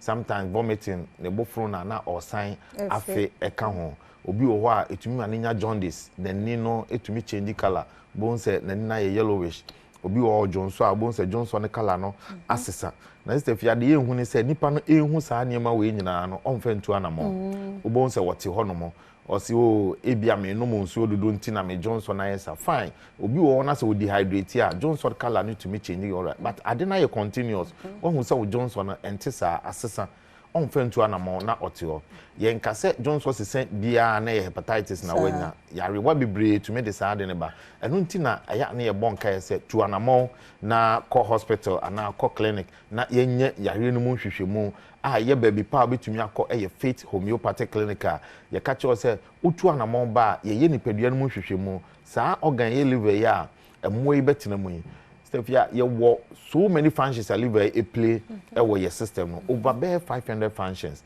ye hwe enuane a ye di na digestive ya liver iboa etumi eyiyi digested food no free intestine mu na e de akọ blood ni mu na ama moja nipadua no moja no etumi enya nutrients a betumi de akoma nipadua no akọ enyina eboa store excess fat sradia ekọ nipadua no mu excess a nke wose bia block blood vessels no sa liver store sa excess fat na amino acid ni ade liver ena ye ho adwuma ye wo so many hormones a liver no so eboa in those hormone functions no afei eboa to regulate blood pressure ni ade ewo nipadua nti liver functions no so many way ewo nipadua nim enti se bibi ebe say liver na hunu se ede wo haw ana ede ba nipadua no so enkane no ubon se ye hu se obi afua yekese ne nase apejepeja na adwene ni honti yesi obi na aboni dua enti ubon se na yetete ho saa na wawu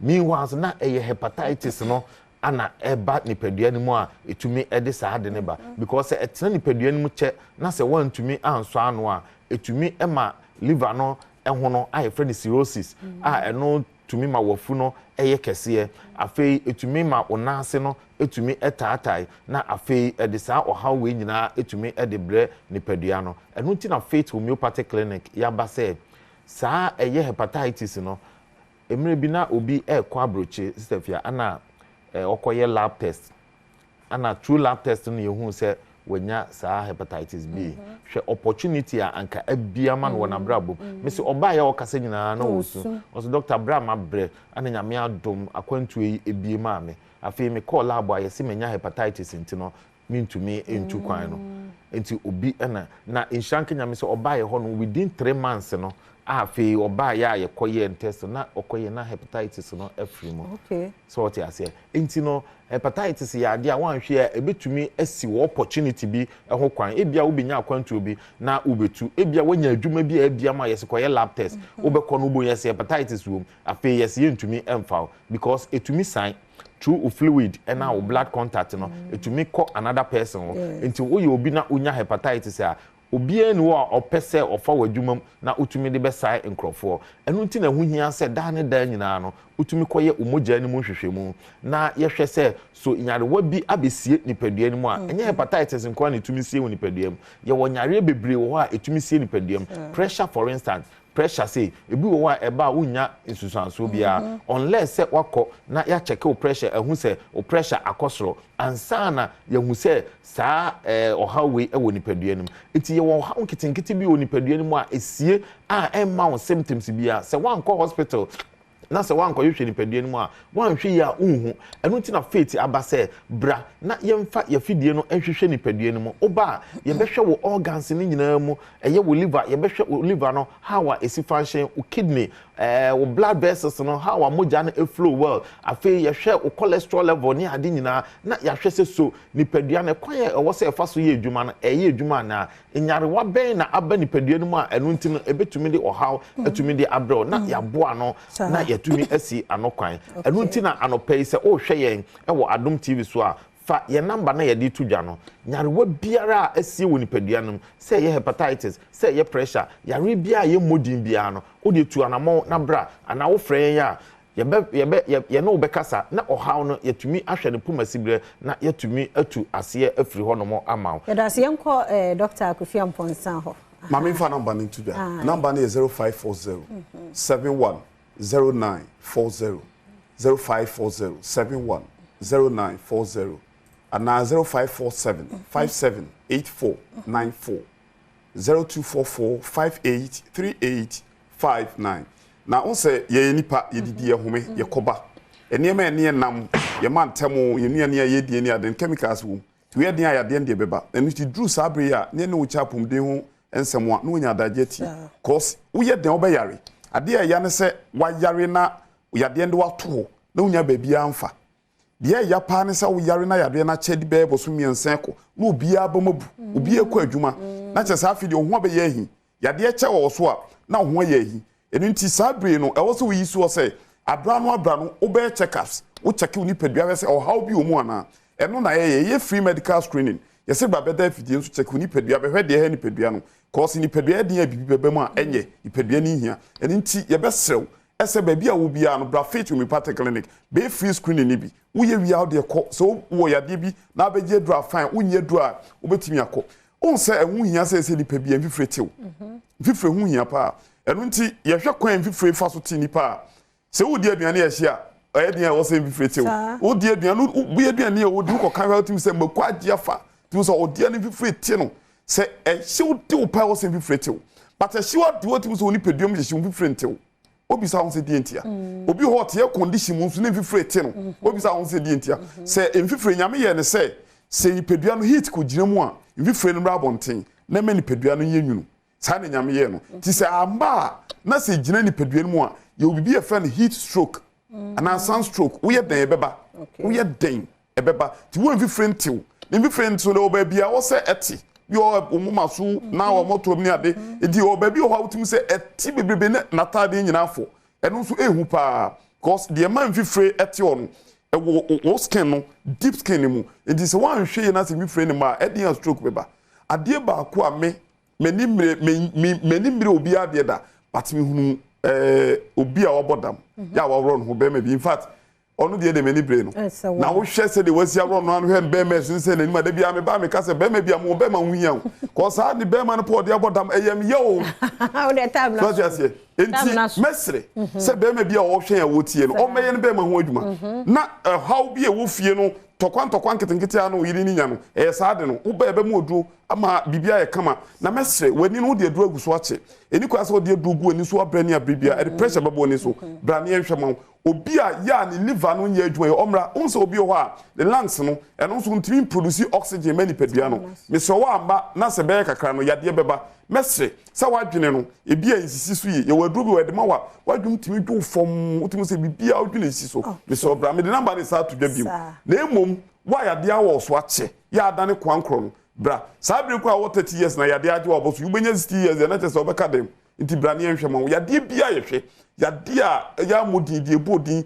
especially the eye kwankro no number is 0244 58 3859 0244 58 3859 and 0540 71 0940 0540 71 0940 and 0547 57 8494 where you fail to be particular Accra had Santa Maria and take with Jansi Kumasi now what by Hinema Okobi 18 Western region you will bogosu oda se daboga dining channel Toko Koforia your Poly Junction Takra the natches you do Dr. Boat Sudim at Naji Police Station Onya bar and Kawaya de Yedumani se be ho ya de mo Yamishramo ti Dr. Boateng ne Dr. Kufian Ponsa fi Faith Homeopathic Hospital na yete won kan awie bia o ma mo de so kra ofre o ma adaje ne mre wo ho a ombenya ma ahyew me nyire no so ne nso ye nkomo no ye mfansi ha medidi afia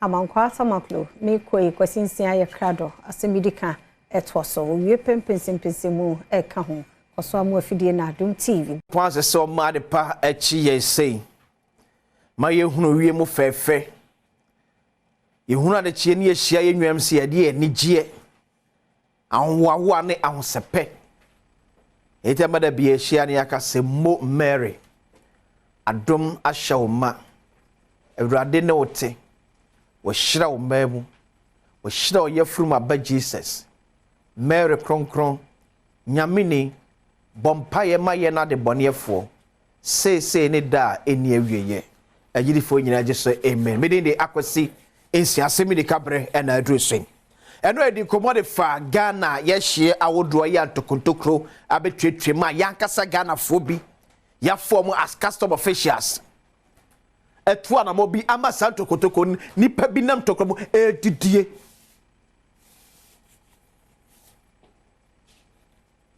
because they so association nkofo mo je bribe 20 Ghana cedis to 200 cedis ni ama obidi enema worth about 50,000 Ghana cedis yeah sometimes e bi enema ensem fata se be wro memu ewra Ghana 20 Ghana cedis enti America ka so ye port no o say ye ka porta enye wona wo ahye so nko a ye wo airport ene wo ye seaport ne Temahabo ne Takrare Habo no somewhere 2011 or 2010 Professor John Evans Atamis the late ene ni echere Temaport ma be chiro nsem okọ de kotudwa ma be chiro say after so okoye no and okoye because anas arabia anas ekọ nhwemu e wo Temaport me hu sem keta shepre kaka ne dream die adokro honom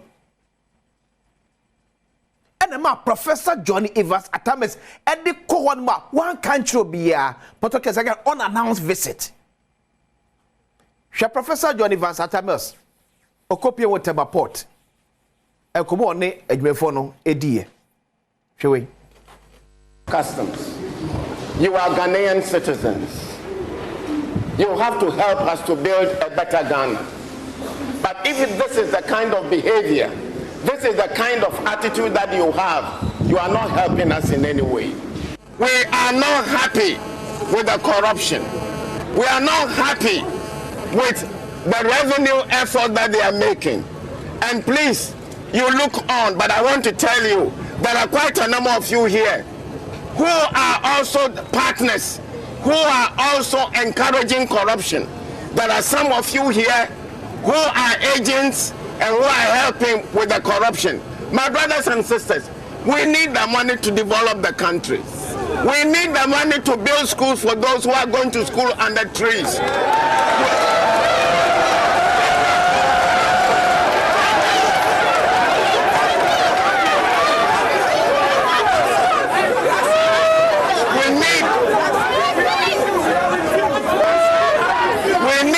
Money to create jobs jobs for you. We need the money to construct roads. We need the money to be able to give you scholarships to go to school.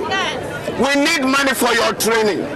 If the money goes into private pockets, how are we going to be able to do this? You are all Ghanaians. And when there is money, I can assure you the benefits will flow to each and every one of you. Officer. 80, that was Professor John Evans Atamios. Enra, may adwuma bi ewo customs. Na after say Professor John Evans Atamios call after say Anas Arimeya Anas expose no eba no ye si eche. Say no make catch say ye ya enkosi hwe. Ne ye transfer. Say enti ampadu na wo ha ye yiwa fra wo kɔ hanom. Me be kyerɛw. Abra Anas and Arimeya Anas ye investigation we no ntie na custom pen for ye. Omo transfer 97 officers. Me ma breakdown. He transferred 27 officers from the head office. And he 47 from Temaport. And he transferred 17 from Jamestown. And he transferred 3 from Kotoka, 2 from Elubo, 1 each from Ho, Bogatanga, and the Takrade. Eti boneno and the assistant. Yenye bonene. And also me catch say esia ye nya hwe o e ye transfer and na ma abaya dwumafo no bebre feeling relaxed where ya bay and na me te say e ka some pen for ka say ye behwem enkosiaga. That's a fact. Enkosiaga e be transform keke enkosiaga enkosiaga and na me catch say pen say ne mo kan enkosiaga enhwemu na mo ye enkosi hwe o mesa akwhye ba wufo no masa abokro no kro na. If you don't change our ways, nothing will change. Nothing will change. And also me catch your pot ko hwe. And that's what the containers e crefra mo na eba. Yes, ya target. Ya target. And amount for containers aka ya port a odo. Demorage e chichi bebre. E to no dwade ni no so oye bebre no kochia demorage ni cost na. No ni nyina aka ne ma na okra de be no. No be ton de ma ya boden. It's the same pot. Mam kwa mazan pani ni nkombo. Oye importers. Ye ebi ewo my Ghana wo Temaport. Freight forwarder for chairman. Freight forwarder menu nkodi nkombo. Ohiriba kwese. But this challenge about ye target. Amount for containers ewo ye port odo. O how ni sunsanso a enya o menu mienu a ye kodwem kwoto ne maso. When I'm watching the pay, I'm a very worthy people. Ghana Wodo, Ghana Kanko, Ghana Punchontia. Why never tagging no added to the year tagging containers at what Temaport? You mean I'm a dusty. I'm say a family Wakanina na Kaka Medica home. I'm not paying me say, you move your head more happy watch Kaka. Na edwuma no tam na maybe atwam na total manual na meyeye enti akwa ma kwa befo tam ya ko se the way ewiase edwadie ekwani mu ne de ese Ghana house etimi ma ehome so ye port ni ekwa faso ye niema enti wo hwe aban we ebae no or the tracking system bi baya ye wo yellow, green and red. Say o pass o declaration na say onya green pe. The chance say o chuchu asipen na ni bibia wi ko fa container na pi na ko. Okay. So onya yellow no so no o be fa scanning machine mo no ma hwe bibia yo ka na ko onya red dia so ko tunye man ye go la custom for examination. Na bibia ye okay na ko. Na mpempe ameka sei saadi medina na ekoswa kodu baabi a cost of fortune say revenue no ema intino omo adopt strategy at the institutions BSC so a ɛne woyɛ sɛ ɔkɔyɛ adwuma na ɔbɛkɔ akɔkyɛke na yɛsɛ weifo atage na sɛ saa nkɔfo no ɛsɛ ɔmo bɛmu bɛhwɛ nneɛma no bi ansa nneɛma no apie nti ama delayance aba pɔtɔ ɛne tama nanka ɛhwɛ sɛ paperless no ɛma nneɛma flow no ɛnte sɛ bio. Okay, iti yɛhwɛ adeɛ o saa delay na ɛba ne demurrage na ɛkye mu containers ɛwɔ port hɔnom no saa cost no mo yɛ ne den. Sɛ cost no nyinaa no importer no ɛbɛfa. Okay. Na ofa wia no offload ama final consumers. Because ɛba ne saa na sɛ sɛ odi 2 days na yi nneɛma no. Let take you 2 weeks. 2 weeks na si port wɔ no nyinaa no.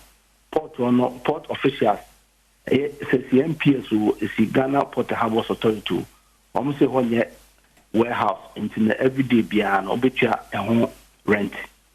And some are container na any money gumunuso. Shipping our phones to Besaji or Mudimorage. Until no back with Jamasa Kumasi Nequa, Befa Kwaswa Kumasi, Aqua could do no queen Yamano, or Baby containers one now. A sea could demorage no Sakutia self scanner. Enti odwadino wakofa nyama na bado ohwe sa kosi nya wia onso nto nyama ne moka enti no nyama nso gusu ama ene ekoduma koto so te betimi aka se most of nyama ne boa ye din e wodwaso no saa nyama se bi e ka huntia. Oh yes, e ka ho pa o yin ba beda se anope musu das enu asem no kenna ebia onyinia ene da hono ene da nyam ya no ochira no pa NCA enema bi koso NCA ora anoche nima bi ekoso NCA e fata koso ni bi dwumade yo mu AD ochira mebo mu din e fata koso ni bi dwumade yo mu di ochira mu so mebo mu nyina mu din barasema na me no kananu ano ene da honom no bureaucracy wo Ghana eye too much as the bia da nipa wie sika o mai mu the bia da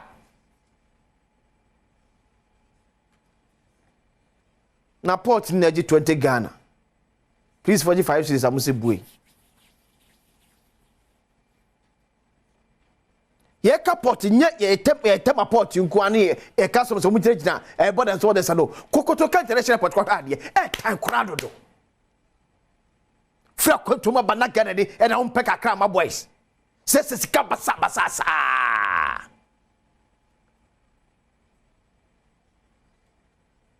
Sisa se tebe abaka because ebi na mkete bi na ACA Professor Universal Time Espresso ewi eche 97 officials a omo kan no yesi en transform ya transfer bia to bi e na djuma normal BBNC ye etu wan be hye bibi de afri mu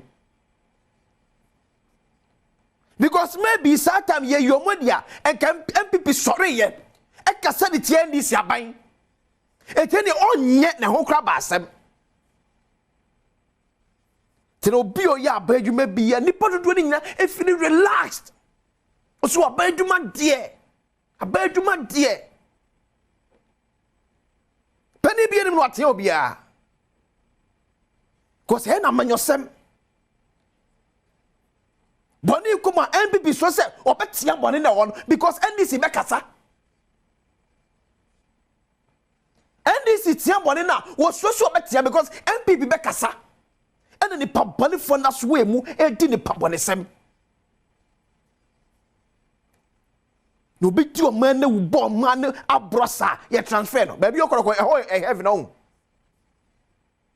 cast of me some o mo transfer mo no za 97 officials no mo do mo ko heaven no makwa sakraba ne po ye kromfo to bottom ni ye transfer ye yi na di chinetum ebi na asasi sabon kan pokra de a mo amate so sabon kan ho de a because to me doesn't make sense ada sem di bonu ana de me fit point A akọ point B dia mi ja bonu na ye dey na do di ma chi so be da sua firi mu oni onye ne me na ma ba sure na tu so kwa ye fast ba che sure kwan no oje no passem kakra na no kwa te twa sembi MPP MP4 Boase is also ya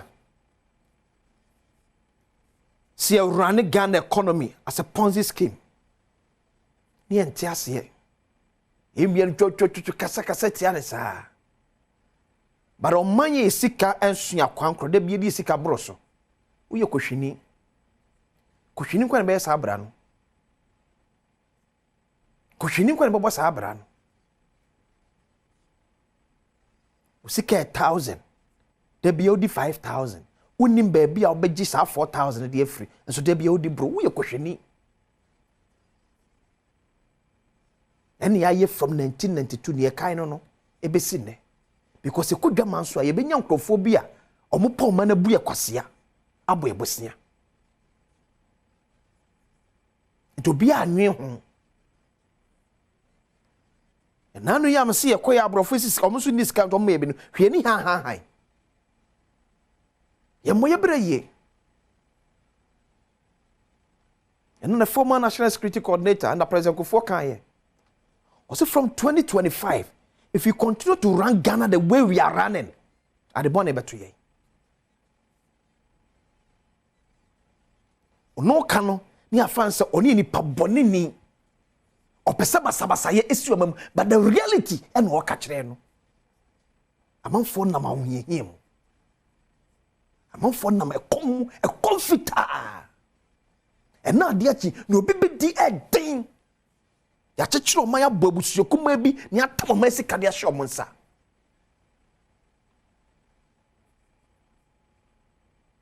omo etimi any option bia anya BPN NDC and they are the same. They are the same. Your mama MFU running from 15 cities and 5 cities. They are the same. See, as say you suni a banya, the youth will not stand it again. And the politician with me and I'm about 35 years. At time $100 million, $200 million say or the top hotel. Yen kaso awie sika. But be sound say Ghana for say nanya sa opportunity no. And obi nye opportunity ko amanyosemu pe. Ni yie mu anu awura no. Enye so bi ani bremo, but be sound. Me se me no obi about 8 years ago, no tenacity fie. And no fear cantonment. To me to fear $3 million. And ya wo ya o. But man for now pass o ba beso no. What sitting mu to say? Ya nwi nipa ho. Ya nwi nipa ho. Ni amana fo mu ya brododo. Ya nwi nipa ho kakra. Ni nipa bedi den. Ena hwedan ka ba bi dan ka ne nam. Obu ani ni ana afene so aso. So be any kamafo. Then I force him abun bebre and will be able to ramano semu. Because that seems to be the only viable business in Ghana. No be a team in Fishian watchy, a tough year $3 million and command one for be complaining. Obi actually over 30 years, assassin continue to be one crime. Who can so a question you? There be a come say one day. And no Francis Mogo Kayan. One day, a betia from Ghana for. That was see a boonie, a sissy, and a because of the political power. Yea, one day, a betia in any so. O my cobra Santana Pam for day. Pensamu to us. The need Uni Akra, you're careful. I want Casa, Puntimin and Casa, because only our MPP na NDC, Puntimin Union to Sacred. It's so sad the way I chichiri or mine any baby head your minor echo. 22 minutes after 8, I Badwam on Adom TV, multi TV. So, Midoma Hene Kwabna Santi, and the Minya series critical issues on corruption. I been command briefly and sana. One of presidential hopefuls, Bernard Mona so atena sam ne kwasi a work on through 30 minutes discussion after your back wadaroma you be call into me so the professor knows time of call ports and all those things very interesting then they motivate you more these are issues we up I think because of quaternity documentary akofadiaba the porous border custom officials be done your border hodo na ebi mo je bribe as low as 20 Ghana cedis to 200 cedis man nema to be a simple crown fatase ebi wura ye memo no ewura omai and baby striking me say according to OECD report from 2017 to 2021 oman yenya enema efa to go share so ba Ghana worth $400 million na enye nema papa so the issue is say bi ankomo mo ye border ahodo no ema money eda honum ya ebi ankasa flossy and yes and ahomete esa balance but bia ema ne matete say I remember 2011 abra nas aremia nas then dey e no Professor Johnny Vasatamas echo an unannounced visit to Temaport. After that, custom officials, Esanshin, or more officials, 97. Okay. The only punishment to Munya transfer. Transfer. Any deterrent enough. Transfer. Is that baby? I'm telling my friend, I bet be on our bar. Bibian sign. 97 officials. I should train him more. 97 officials need a transfer. It enura mete say I don't enjoy. Now mete say the custom penine ka say oh nia baby hwem na meso nkosi aga transfer. Na eba so. So eno no enye ehubo enye kokobo a emu odu a etwi nipa free sales suni buy no. And this was the first time I quoted this na boba kaya COVID time. Sure. Or release ba ko bia na your borders here close na nipa FM ba. That was as low as 5 Ghana cedi. 10 na COVID. So how do we build this country? Obama say we are manya civil servant if they relaxed when adwuma woyim because our people be any adwuma say okoka and MPP no power and this best right here ye amanfo edi but there's a challenge we all need to address. Me say ebri na Professor Mills time say 97 officials no say bi at that time you modi anka MPP for sorry. So, ena ye Ghana for, ye Ghana for. But the main challenge na one me see dealing with it no, near Jainesa. But say ankro you may be na wo ye. Eno ma akodi sa bone na me say ke transfer na benya. So tia no bie kwan to am obi abewura kwasitu adwuma be fa na ade de akọ. No so ko man ne kwabra se na atiti ma transfer ko Joy FM. Na jo odon ko bie kwan to. So a sense of urgency they quantia ketasha. Oh, there. Some Makame say the only person who is not corrupt in Ghana is the one who has not come close to the act. Dear Onono, you ain't even for ketasha and prayer and the corono. Onono will be a Oma, Emi who say 8,000 that way. That's the only person who is not corrupt in Ghana. The only person who is not corrupt. Because I know.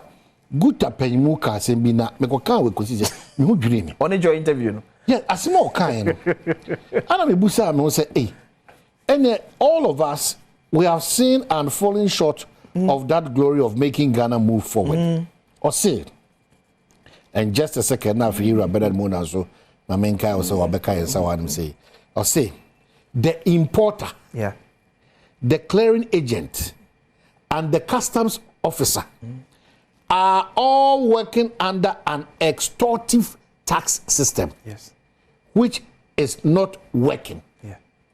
And in fact, Osa Kofed the Cross, like I say, they rather do them a favor for taking that 20 cedis from them, taking that 100 cedis from them. Or man, you see, me say, "Inye biya no say dia man yosam."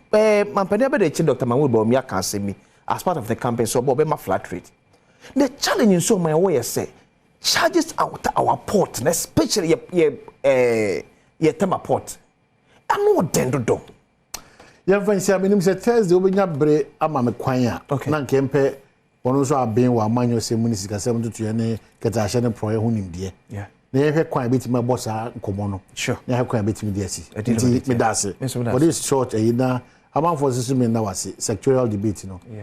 Say they are sitting now a year on contact. Obviously, say, Umu Epijaka, Cremi Chen and Adwa, and communing the obit with the above. Oh, meaning someone ekasa. Unini say, near to Nomenecasa. Oh, sorry, we are said, dear.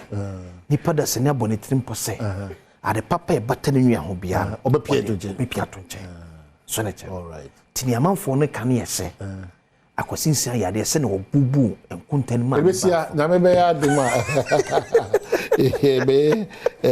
interview, I just told you.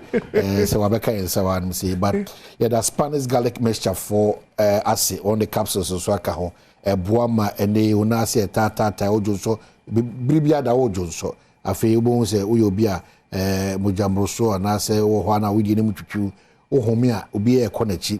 A few you'll be out and chromo pie, powder. Obi atonka na fe of menstrual disorder udware wi pena fe utiti ho a Spanish garlic mixture for na the capsules so mabo capsules those no ebo ma moja intermediate fusa na yi pa na fe aboa mo etima kaka obi wa ndi nkoma so freezer mo di nkoma utwa anwasa aba na oza me refi dey see kra o afi akoma no so etima dia attention pa anti copper Spanish ginkgo capsules na bi so to odo na kire Hallows Herbal Kanshi Tinated Herbal Repash Herbal, Widema Herbal, Ecus Pharmacy and a House of Drugs, Jucat Pharmacy or Kaswa, Dependable Herbal Medina, and Nolinko Herbal, Hohoi, Volta region, and Albert Sam Pharmacy, Ho, and Afi Pharmacy, and herbal shops are doing Abidjan Ofre, a year Spanish garlic mixture and capsules at Mekono 0266 114111. You try Waba, Eba, Bernard Mona, enemy guest, and Piano. We have driven through several checkpoints with these goods without tax stamps from Aplau through to Dabala to Segakope without being flagged. Our movement through these checkpoints was smooth until the customs officials in her mid-30s flagged us to stop at the Sugakope checkpoint.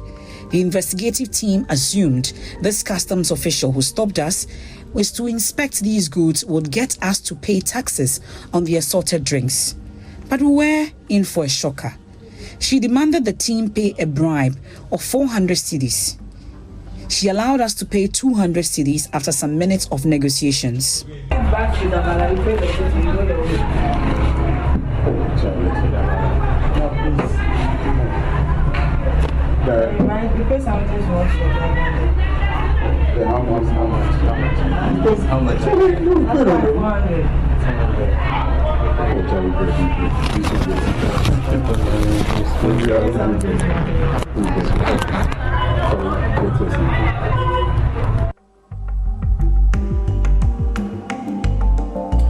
I have succeeded in meeting one of the smuggling kingpins in Elubo, who identified himself as Error.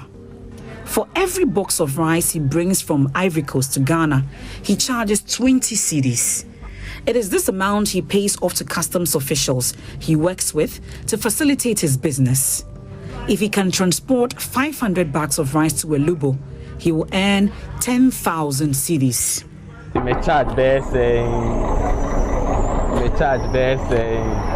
and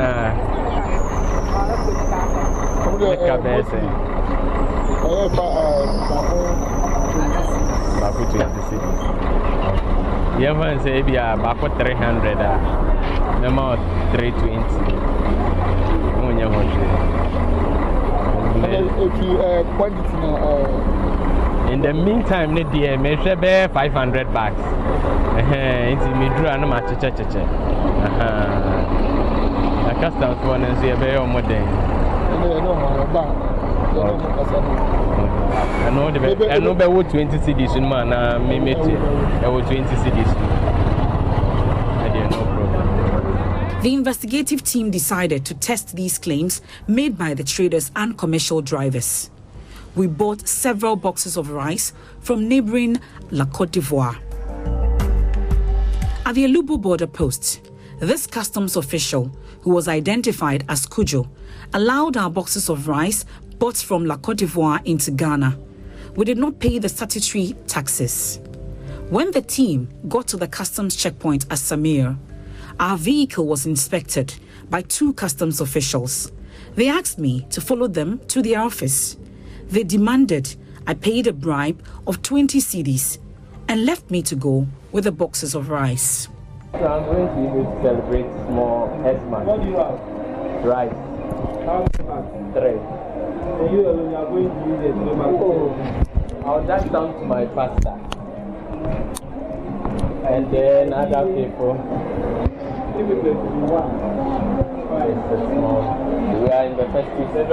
Asa ba damu ina mase ye toa ye nkomo no so e wa hanim sei ma ka cho se ye era Bernard Mona ana elinde betwetwe nkomo kane no na PNC amanyuku no ono na ye titinani kane no ene die onisa bia hobiem so Bernard akwaba penyemaje so me gidi se ho ye me honam ye ba me botomunya me gidi se sa so na eka also o media bibia ye obotomu ye bibia because I don't rely on mo economics na mo ye no I have told myself even that the private sector no niama nkoye me how dey eno dey me ko media ye dabi o me say o man ne o ye to say me nimu niama mo nya ka say niama mo je niama mo ade niama mo ye de onyaminti ebeye Ebeye hotel, wehu. Ebeye hotel, and ebeye still hotel. No, oh, better. Eti ebedin komo. I think there's the next level. Asa no ebedin komo no. Unu ya bi asamwa ajemai. Yes. Our your friend was saying, kukum. Ebaye and I say. Onimu. Oh, papa. Oh, wow. Why I'm born in Anopeya. Oh, wow. Asamoah. Fortunately, I'm the acting PNC chairman. Oh, really? For the Ahafo region. Oh, okay. That's great. That's good news. Are you still with PNC? I am the next president of Ghana through the PNC as its flag bearer. Come again. I am the next president of Ghana through the PNC as its flag bearer. So, Preso flag bearer for the PNC? Obviously. Ultimately, say I am the next president. So, as it stands now, the PNC, your flag bearer? I will be the flag bearer of PNC and ultimately become the president of Ghana 2024. Oh, wow. PNC. People's National Convention. Flag bearer in waiting. Flag bearer in waiting. It's just a matter of Congress, which is coming on 31st of August. Oh, that's next month or? Next month. Okay. In next month? In Techiman? In Techiman. And I'll be proclaimed flag bearer. Then I will take on the mantle as the president. But I have very good friends as well, Which of them? Do you know them? And I'm not your very good friend. Super. Those are very good friends, but I'm your very good friend. Super any good, which one is better? But we are ready for the task ahead as a flag bearer. I can tell you. What does it take to become flag bearer? Focus, determination, experience, exposure, money. Message. Which of them don't I have through the life that you have known me? That I'm not focused? You don't have the financial might? That I don't have determination? The financial might. That's where it's necessary.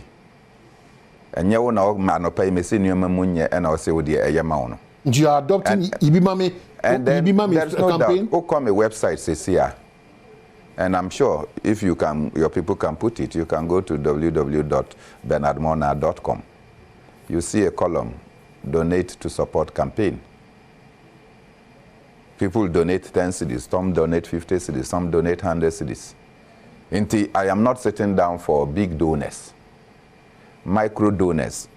Omo koto gobe, nansi sakakraka, na omo di ato campaign mo. And it's picking up well. And I can assure you that from micro we grow to macro. Inti nyama ekoye. Remember, space na woman. You've been part of the process from day one. Why a lot of observations? What is the challenge that we have faced as a country, as a people? Our person feels vacuum. First, Mamenda was say, and and then the many people, particularly the People's National Convention members across the country, who have determined to make me the standard bearer for 2024. And the people of Ghana, particularly the young people, our market traders, who have decided that, look, we need a change away from the current system. Indeed, I have many things to say, sector by sector. But let me tell you, say, in Semaye Babekano, when say one of the reasons why we are not progressing as a country is that Yakofa Obikasa and Yedi Yejuma. Yakofa Obikasa and Yedi Yejuma. Inti Yesunya Kasano, and Sana Yakosunya, near Pese Yamfa Kasano, and ye. So, answer and obey economics, and you have to go and study English before you come and learn economics.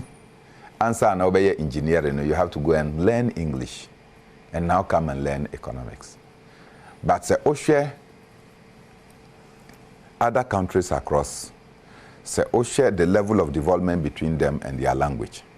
Now, it said there is a connection, close spirituality between your language and your level of development. Okasani Puntu, yes. Japan, I say Monka Brofo. Are they developed? Very. Ko China, so Monka Brofo. Are they developed? Ko France, so Monka Brofo. Are they developed? Ko Germany.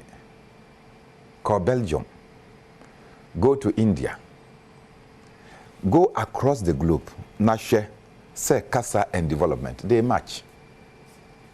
Yen no okoskua, no mo say, Kasa na yede awo, Kasa na ya wodiano, say, oh, can was square, ne ya ma ochadie, say you are speaking vernacular. Inti most people are omowa adwin kese, omontimi nsua brofo nti. Ye omu efi adusuamu. So we say that, look, there will be 3 languages. One, they say, Twi Akan will be national language. Under the watch of PNC. Under the watch of PNC and Bernard Mona, Akan Twi. National language. National language. Baby a uwo bia say owa in crying. Na Ga, which is the mother tongue, the language of origin, will become an additional course. Now, Hausa, Ofa Hausa, now if you travel the whole of West Africa and you can speak and get somebody to speak to. So, in order to see the integration, you use Hausa. English, French will be optional. Wa open na wakosuya. Me kasa anse mi se oko agbogboloshi, oko abosu kan any all the places. The big businesses are who traders. How many of them can speak good English? Kasa, and yet they are rich. They know how to make money. Sika eti kasa dia.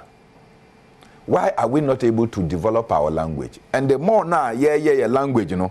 Onim say we also use that to develop the language.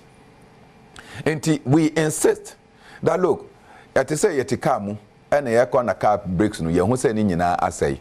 But if you have air cost and can you could do in some and say car breaks no. I say, but yes, you Drew Sankana driver, Twasone Enko Sankana. I can tell you, Undrun Koko.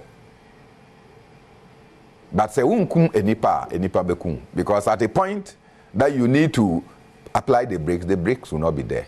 And our development has lagged behind because we are using Obikasa. Says, I mean, no, how many times, Wankasa, wa Uye programming? Okasa could do baby, I won't say where's no be known to me. Why? Adentia. So, enunti na yekoskua, ne yakosia engineering. What them say you are mechanical engineers. Almost you are engineering no no. Omo etwi omo car na omo nam kwan so na car no bibia asaya. Omo ntimi sie no. They have to go and call the fitter. On table for no. No, abafect. I'm a mechanical engineering. Clearly, we memorize, we reproduce. Meaning, many people, electricians, when you say you have to have school qualification as an ECG, NETCO, any VRA, or Mama Ejuma. Omo de Ejuma nema. Omo amukuta qualifications now. Omo ntimi yet no mark of omo need paper qualification no. Omo no need practical sense no. Why? So your priority is to ensure. One is to take away the language. Two is that, look, why is the state of Ghana consigned to expenditure without raising revenue. Yes, yes, Sikasa. Baby, Bibia, yes, Sitiano, yes, Sika. Inti, Unana, Kwame Nkrumah, Yanya Kwame Nkrumah, and Yamo Kwame Nkrumah, no, Yanya Kwame Nkrumah. Wajai da padie bebre, Oba no onim say, share. Answer na met me afa teachers no ma ye juma, nurses no ma ye juma, doctors no ma ye juma no. Ese me nya sika na mintu amoka. Inti osi factories. Osi industries bebre. Say oho na sika no be fiaba. Na the excess money no die tua. Nipa na omoye juma. That place they don't make money. It's the civil service your friends say revenue generation institution. Is the Ghana Health Service a revenue generating institution? Is the security services a revenue generating institution? From police to army to fire service, they are not revenue generating institutions. They spend. Say, take your interest away, divest your interest away from those institutions that can generate revenue. Now, and you leave only those institutions that you spend money on. How are you going to finance them? So gold mines, Yatong, Ghana Telecom, Yatong, Black Star Line, Yatong, Ghana Airways, Yatong, Dien biom na yantong ye. Yantong ya na egu. Oti ase, niema no so aye tong no tie me ye, wakotong Ghana Airways. Say no ye plane. Ete say wo omahin. Ukitaka enye sa. Ena obi say tong wo ka no. Na o ya aye ohiani. Nti waton ka no ena omo akope bisia ama o se kosi ka garage waton o ka unika no kosi garage ma omo si kope bisia o enye se yakosi garage ma kope bisia na besi ka garage e wo ofie osuwa besi bi nyansa mbe na ewom saa na omo dia ye se yenton ye Ghana Airways ya ton ena oma maye besia ena ye besi terminal 3 ye si Kumasi die ye si Tamale die ye si Ho die. So you have sold your airways and now you are building airports for whose planes to come and utilize. Na sika no so wakope besia o into wakope besia no, those that have given you money, it is their planes that will come and land, make more money, and you will be saddled with debts. Adentina yendwin. Why are we not thinking? Why is somebody telling us that baba ya no emfata ye Ghana Telecom for phone na your calculations mame ye Ghana Telecom and one touch, yet your memu NSC 1 year budget deficit until we were not able to finance our budget. Ya cotton Ghana Telecom for about 700 million dollars in order to offset our budget. Sesia anopay. How much have you spent on calls and data? On average, over the 20 million Ghanaians, active subscribers of mobile phones and data, they spend 10 Ghana cedis. On average, Obia spending 10 Ghana cedis. 10 Ghana times 20 million, I saying. So in a day, the telecos alone, we give them 200 million. Times 365 days, how much money do we give to the telecos? How much of that money stays in your country? How much? Catch them. Until at the end of the day, they come claiming to be investors, but they take away what you should have taken. Into a catch and say, Yanton Ghana Telecom. Now, budget statement, just imagine how much the share of our nation would be in the telecos. We don't have any. And so because we don't have, I can say every year, because we are having expenditure that we have to always meet. When to your soldier for car, or movable to. When to your police for car, or mobile bribe. When to your fire service, or moka, you understand. When to your teacher's car. But you are paying all these people and you are not generating revenue. In the end, just a work of pay so that you'll be able to pay them. At the end, say you cannot employ. And yes, sir. And cano. As soon as we or medical school, you don't even do 3 months. Oh yeah, housemanship we no ma'am adio ako hospital say unko yejuma. Say see doctors en nam fie. they cannot get jobs. Why? Because but there's no money to pay you. It's not that there are no spaces available. So, sir, nurses, one of the fine places are now secure jobs. Who we nurse and pet now because we needed people and we continue to need people in the health sector. So here who we nurse now the backlog from 2020 that's all. And because we cannot pay, we have to stay them at home. Teaching was one of the most, friends, assured profession. Oko College and a teacher training college, who we are. Immediately, now post you. How come that today teachers are home and they are doing rotation? We are near national service. National service and near control licensure exam. Licensure exam, we are near rotation. Because we are not able to pay. Why are we not able to pay? Because we are not generating revenue from other places in order to support the services that we require in this nation. So in effect, you are creating revenue generation. You need to take over the economy. The economy of Ghana is not owned by Ghana and Ghanaians. May say the telecom sector alone, give me one company that is owned by Ghana. Telecel, formerly Vodafone, not owned by you. MTN not owned by you. Glo not owned by you. AT not owned by you. Yateha. So all the money that we generate, over 200 million Ghana cedis a day, you only go and get tax revenues. How are you going to survive? Go to the extractive sector, and Crampo a bong. We used to have Ashanti Goldfields. You know what Ashanti Goldfields did for this nation. Sesia Ashanti Goldfields no yaton. Enti nipa na omo nyina AGC effort omo adwuma no. They have learned the act. They have been, your friend is saying, they have been laid off. They don't have income. So they have used the mining knowledge they have. They have gone into the forest, but they don't have equipment. So they are using crude methods. Omo equipment and they are using crude methods. And now we have even bastardized their act.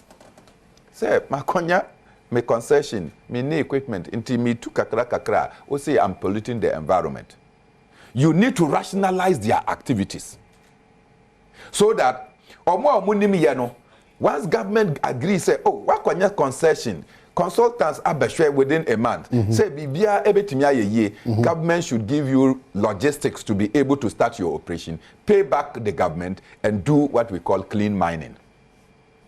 So, catch them said they are galamseyers, and you are chasing them, killing them, and doing things. No, you can actually rationalize the activities within a month, give them support, they get the gold, they reclaim the environment. What is it? So your approach, maybe you are doing it is easier said than done. What do I know done you being well because actually if we say as smooth and as easy as you are saying it, you think that is feasible? And then so I'm not speaking because it's easy to do farming. I am involved in it. And I say, I do farming. And in doing the farming, no, I know how tedious it is. You don't just get up and go and say that I'm going to plant seed. And yes, sir, you do clearing at a time when nobody expects you to be on the farm. Before you come and then prepare the land. Before you come and plant. Before you come and apply weedicides and all that. But I'm telling you that even the farming, no, it's not as easy as you think. But so it's not as easy said as you want to proclaim. We are saying this because our antecedents set up Kwame Nkrumah anyebiana. Kwame Nkrumah wanyebi. So was it easier by Kwame Nkrumah to do, or it was easier for Kwame Nkrumah to say? He did it. Maybe. Okay. Gaddafi, wanyebi ewo maimu. Was it easier for Gaddafi to do, or it was easier and cumbersome for Gaddafi to do? He did it. Comparing those times and today. Which times? The commitment of the Ghanaian, the patriotism of the Ghanaian. Of Burkina Faso. I'm sure that we are excited about that young man. Yeah. Near all year, any near year, ewo maimu. Look at the distance. President Chiani of Niger. Near all year, and near all years is here. Any near now Bazoum, no. Look at the disparity. Enti adiano ye beti mi ayo. enti na ye pese yen ye o ma onhini I have been around ebi mu hu mi say me yakwara dabi but o hwe say me yakwara me hyase I started very long me ne mo na eni na moman mu we have gone round we have seen things we have monitored our leaders we know what they should have done and they couldn't do and so we want to do anything amejina Ebema Ghana as president, and I'm confident I'll be the next president of Ghana. Well, if you've just joined us, Bernard Mona, PNC flag bearer hopeful, and in Adma, August, they try to crown on Bishia. Now, Omodisa and Kit Nkomono, but OGDS party mano, Ebetono Swabam, Nabe PNC, Franka Tuni, and Yebobo, Sinto challenges or as my OTH. Hefa no se tokro de da oba ogidi se obetimi ahye kana o se ye kasa de dikai very important ye kasa oman mu so a eye ahoho nko na bibia ye omodea bibia di sika babia no eye ahoho dia enti e basa na na ze oman chichire no e be ha adwe se nioma eye sika e wo oman ni ma ye ahoho dia enti dodo na azo no e free oman ni ekọ sa emia eye se sika de e free eba afei wasa kasa also bibia ebetima ye o hwehwe aman bi te say Niger na won kaka o hwe de anamontuo bi a ono watu a o hwe ya nkase nkroma anamontuo sa abre o tu sa abre na ene ehunsunsanso ne nyina ye hu an senti ogidi se ebetimi aye nonko ne kofa mula na oba masan na to aso but e wako samba kwa ansa na cross over to mula game park for other Roma say odi amba no pa ebeba awia prem tobre amba prem tobra everybody number nonsia inti adiansa ya untimi mbo nyame sobo just always have that recital adiansa ya mo nyame sobo so Bernard, then maybe do you know the Ghana you want to take over to rule? Do you know the Ghana and the people within and how they behave and their attitude and their their mindset? You know that Ghana where Kukwati will tell you that if this is how we are going to operate as a country, then it means that we are headed for ditch, where a customs officer will easily be lured into 400 Ghana city bribery scandal, where journalists will misrepresent and blackmail personalities, where the ordinary citizen wants to take advantage of the other, where public service is now not attractive as it used to be, because everybody wants to cut corners. That is the country that you are seeking to lead.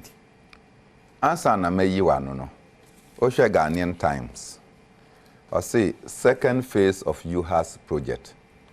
Biggest nursing midwifery school opens as president receives honorary doctorate degree. Or the doctorate no yede.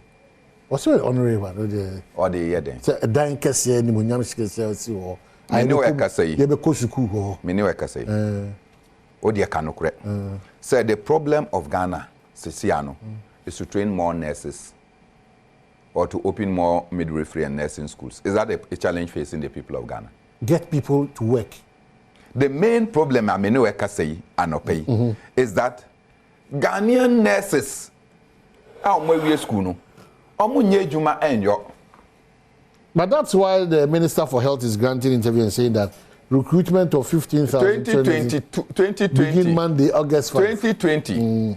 Those that they recruited, have they given them offer of employment? But this Ghana Health Service report says that since 2017, government has recruited 202,537 letters up to date. They have not been inputted by. Is that so? I'm telling you.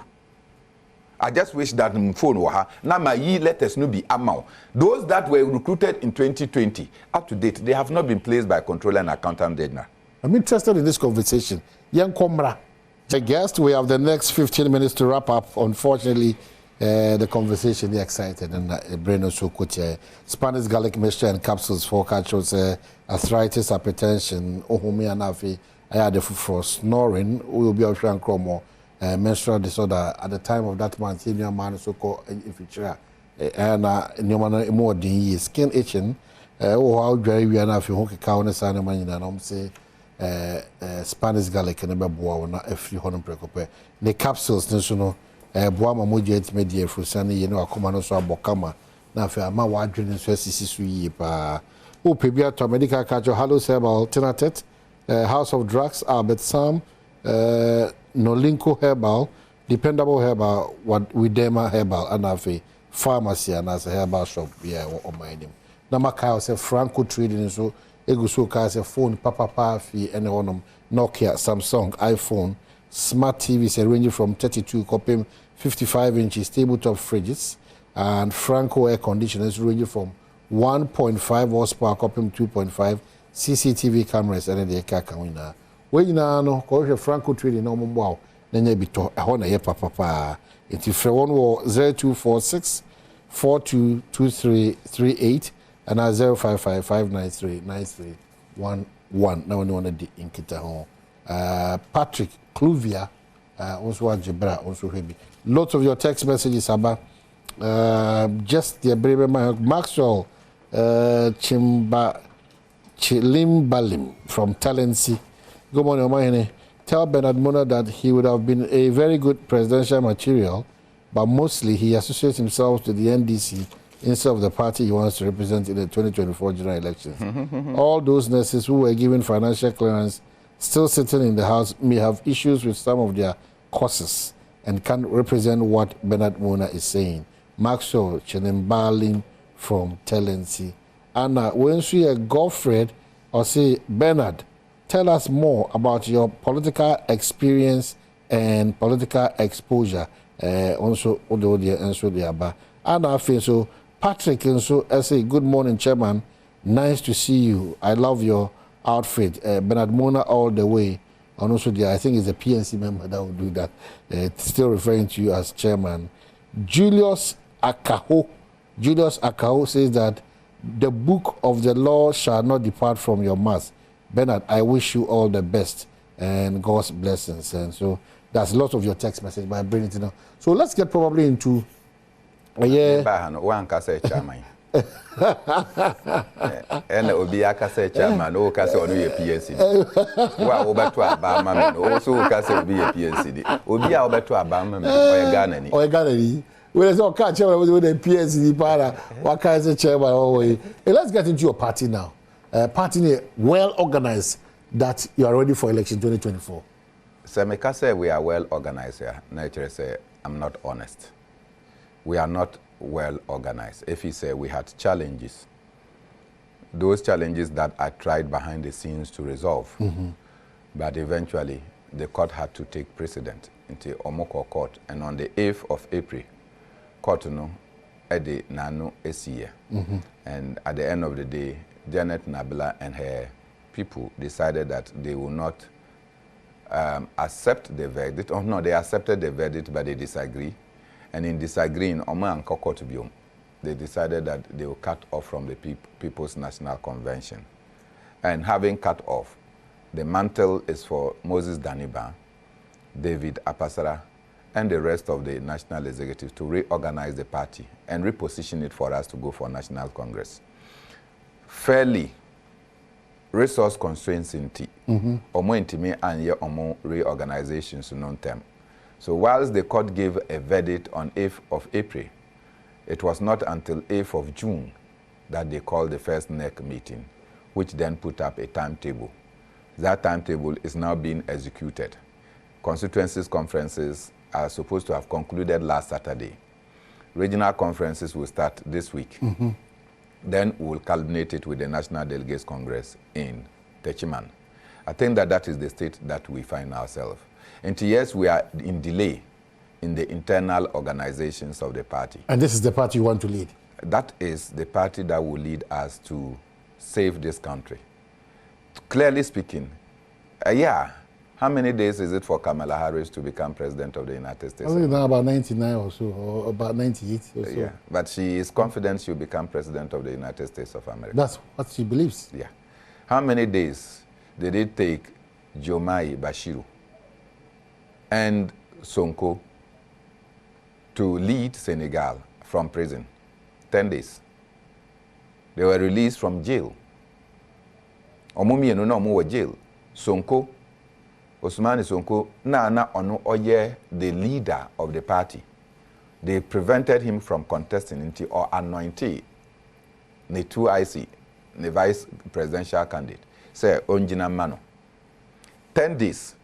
But if he say Ye barbers some in Senegal no. The young people, the aged, the women, all of them rallied behind Ibrahim Osman Sonko and his brother. And today, Senegal, in 10 days, they have been able to change.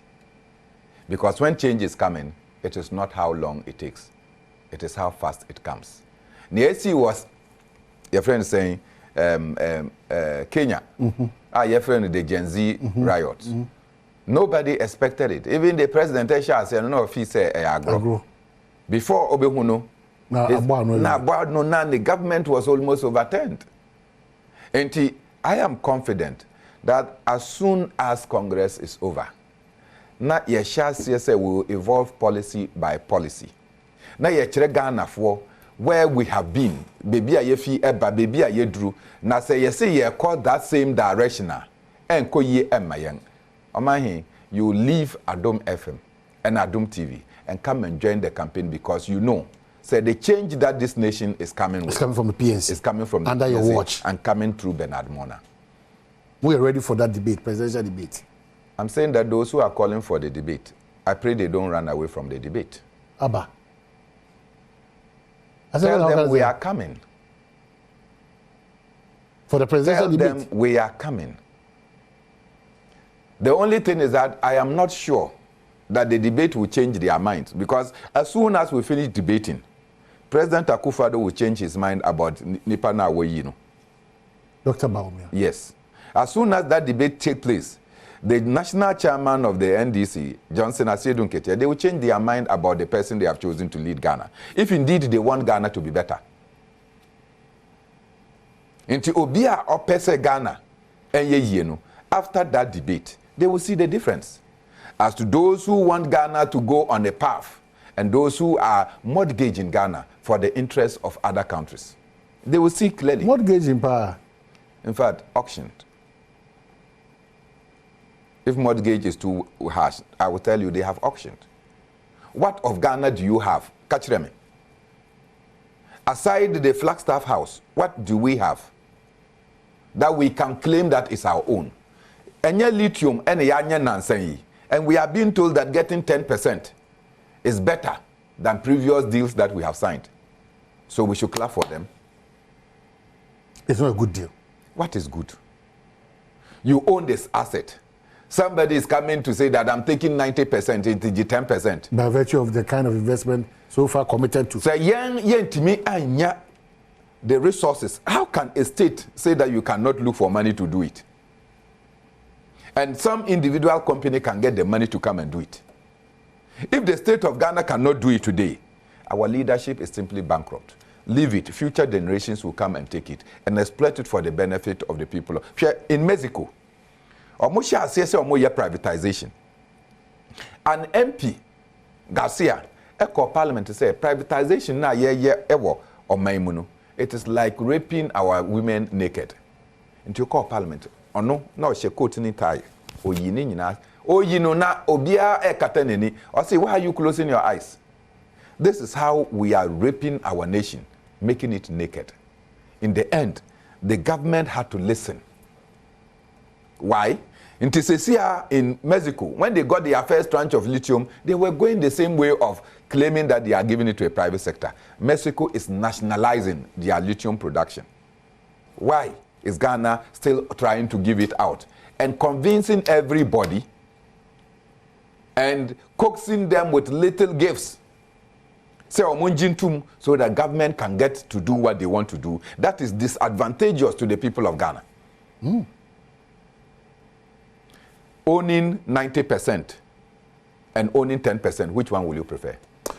Well, as he wraps up, you are looking into my camera to wrap up, but one or two calls, be part of the conversation. 0302 211 701 Equity 4. 0302 211 701 Equity 4. Just a minute, look into the camera why you think that it's time for the PNC, it's time for Bernard Mona, and it's time to pick somebody from, this is funny, from the north. We have Pepe Formiansa, we have Pepe Ni, Bernard Mona, Pepini Alaji. Do you understand Pepe? Somebody sent a text that you that conversation you explain. So Pepini is what? Pepe.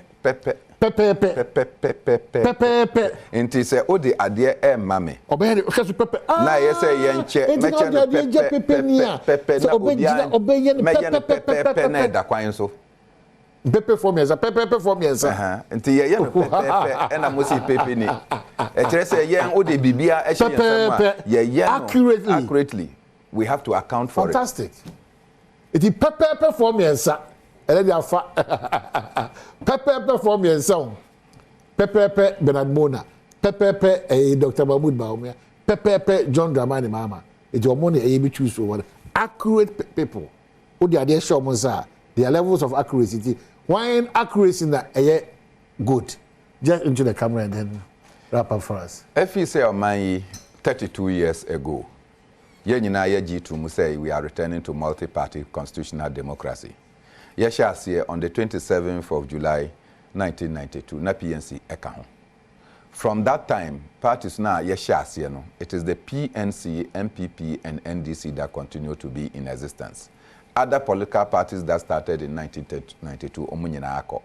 It is a MPP anya 16 years, NDC anya 16 years. The natural option is a PNC is our turn to lead. Now, they be a say tie. For the first time in the history of this nation, an opposition member, Etimiabe, Speaker of Parliament. Do you know what that has meant for our nation? In the 2024 general elections, about 2025, Nase NDC, any MPP, Omona Omoda opposition, and a PNC Bernard Mona, and a Yawo Abaimu. All the mistakes that they did, whilst they were in government for 32 years, they will not allow me to make those mistakes. Into your money,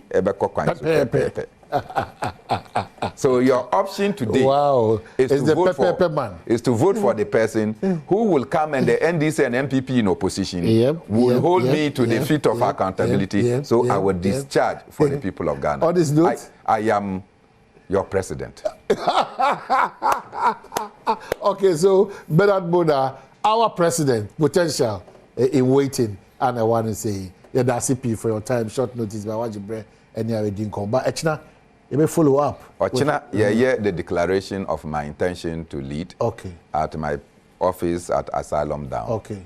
So one bar. Remember, and then 31st to August will be you'll be in Sunya. Exactly. But there will be as a Techima for when we say what they try a fruit. The will be there to see through what the PNC holds for us as a country and as a people. We don't mind any comment. Thank you so much for your time. When I'm here, I don't know the chair we are on. Patriotism, still, we should keep it alive. Echo.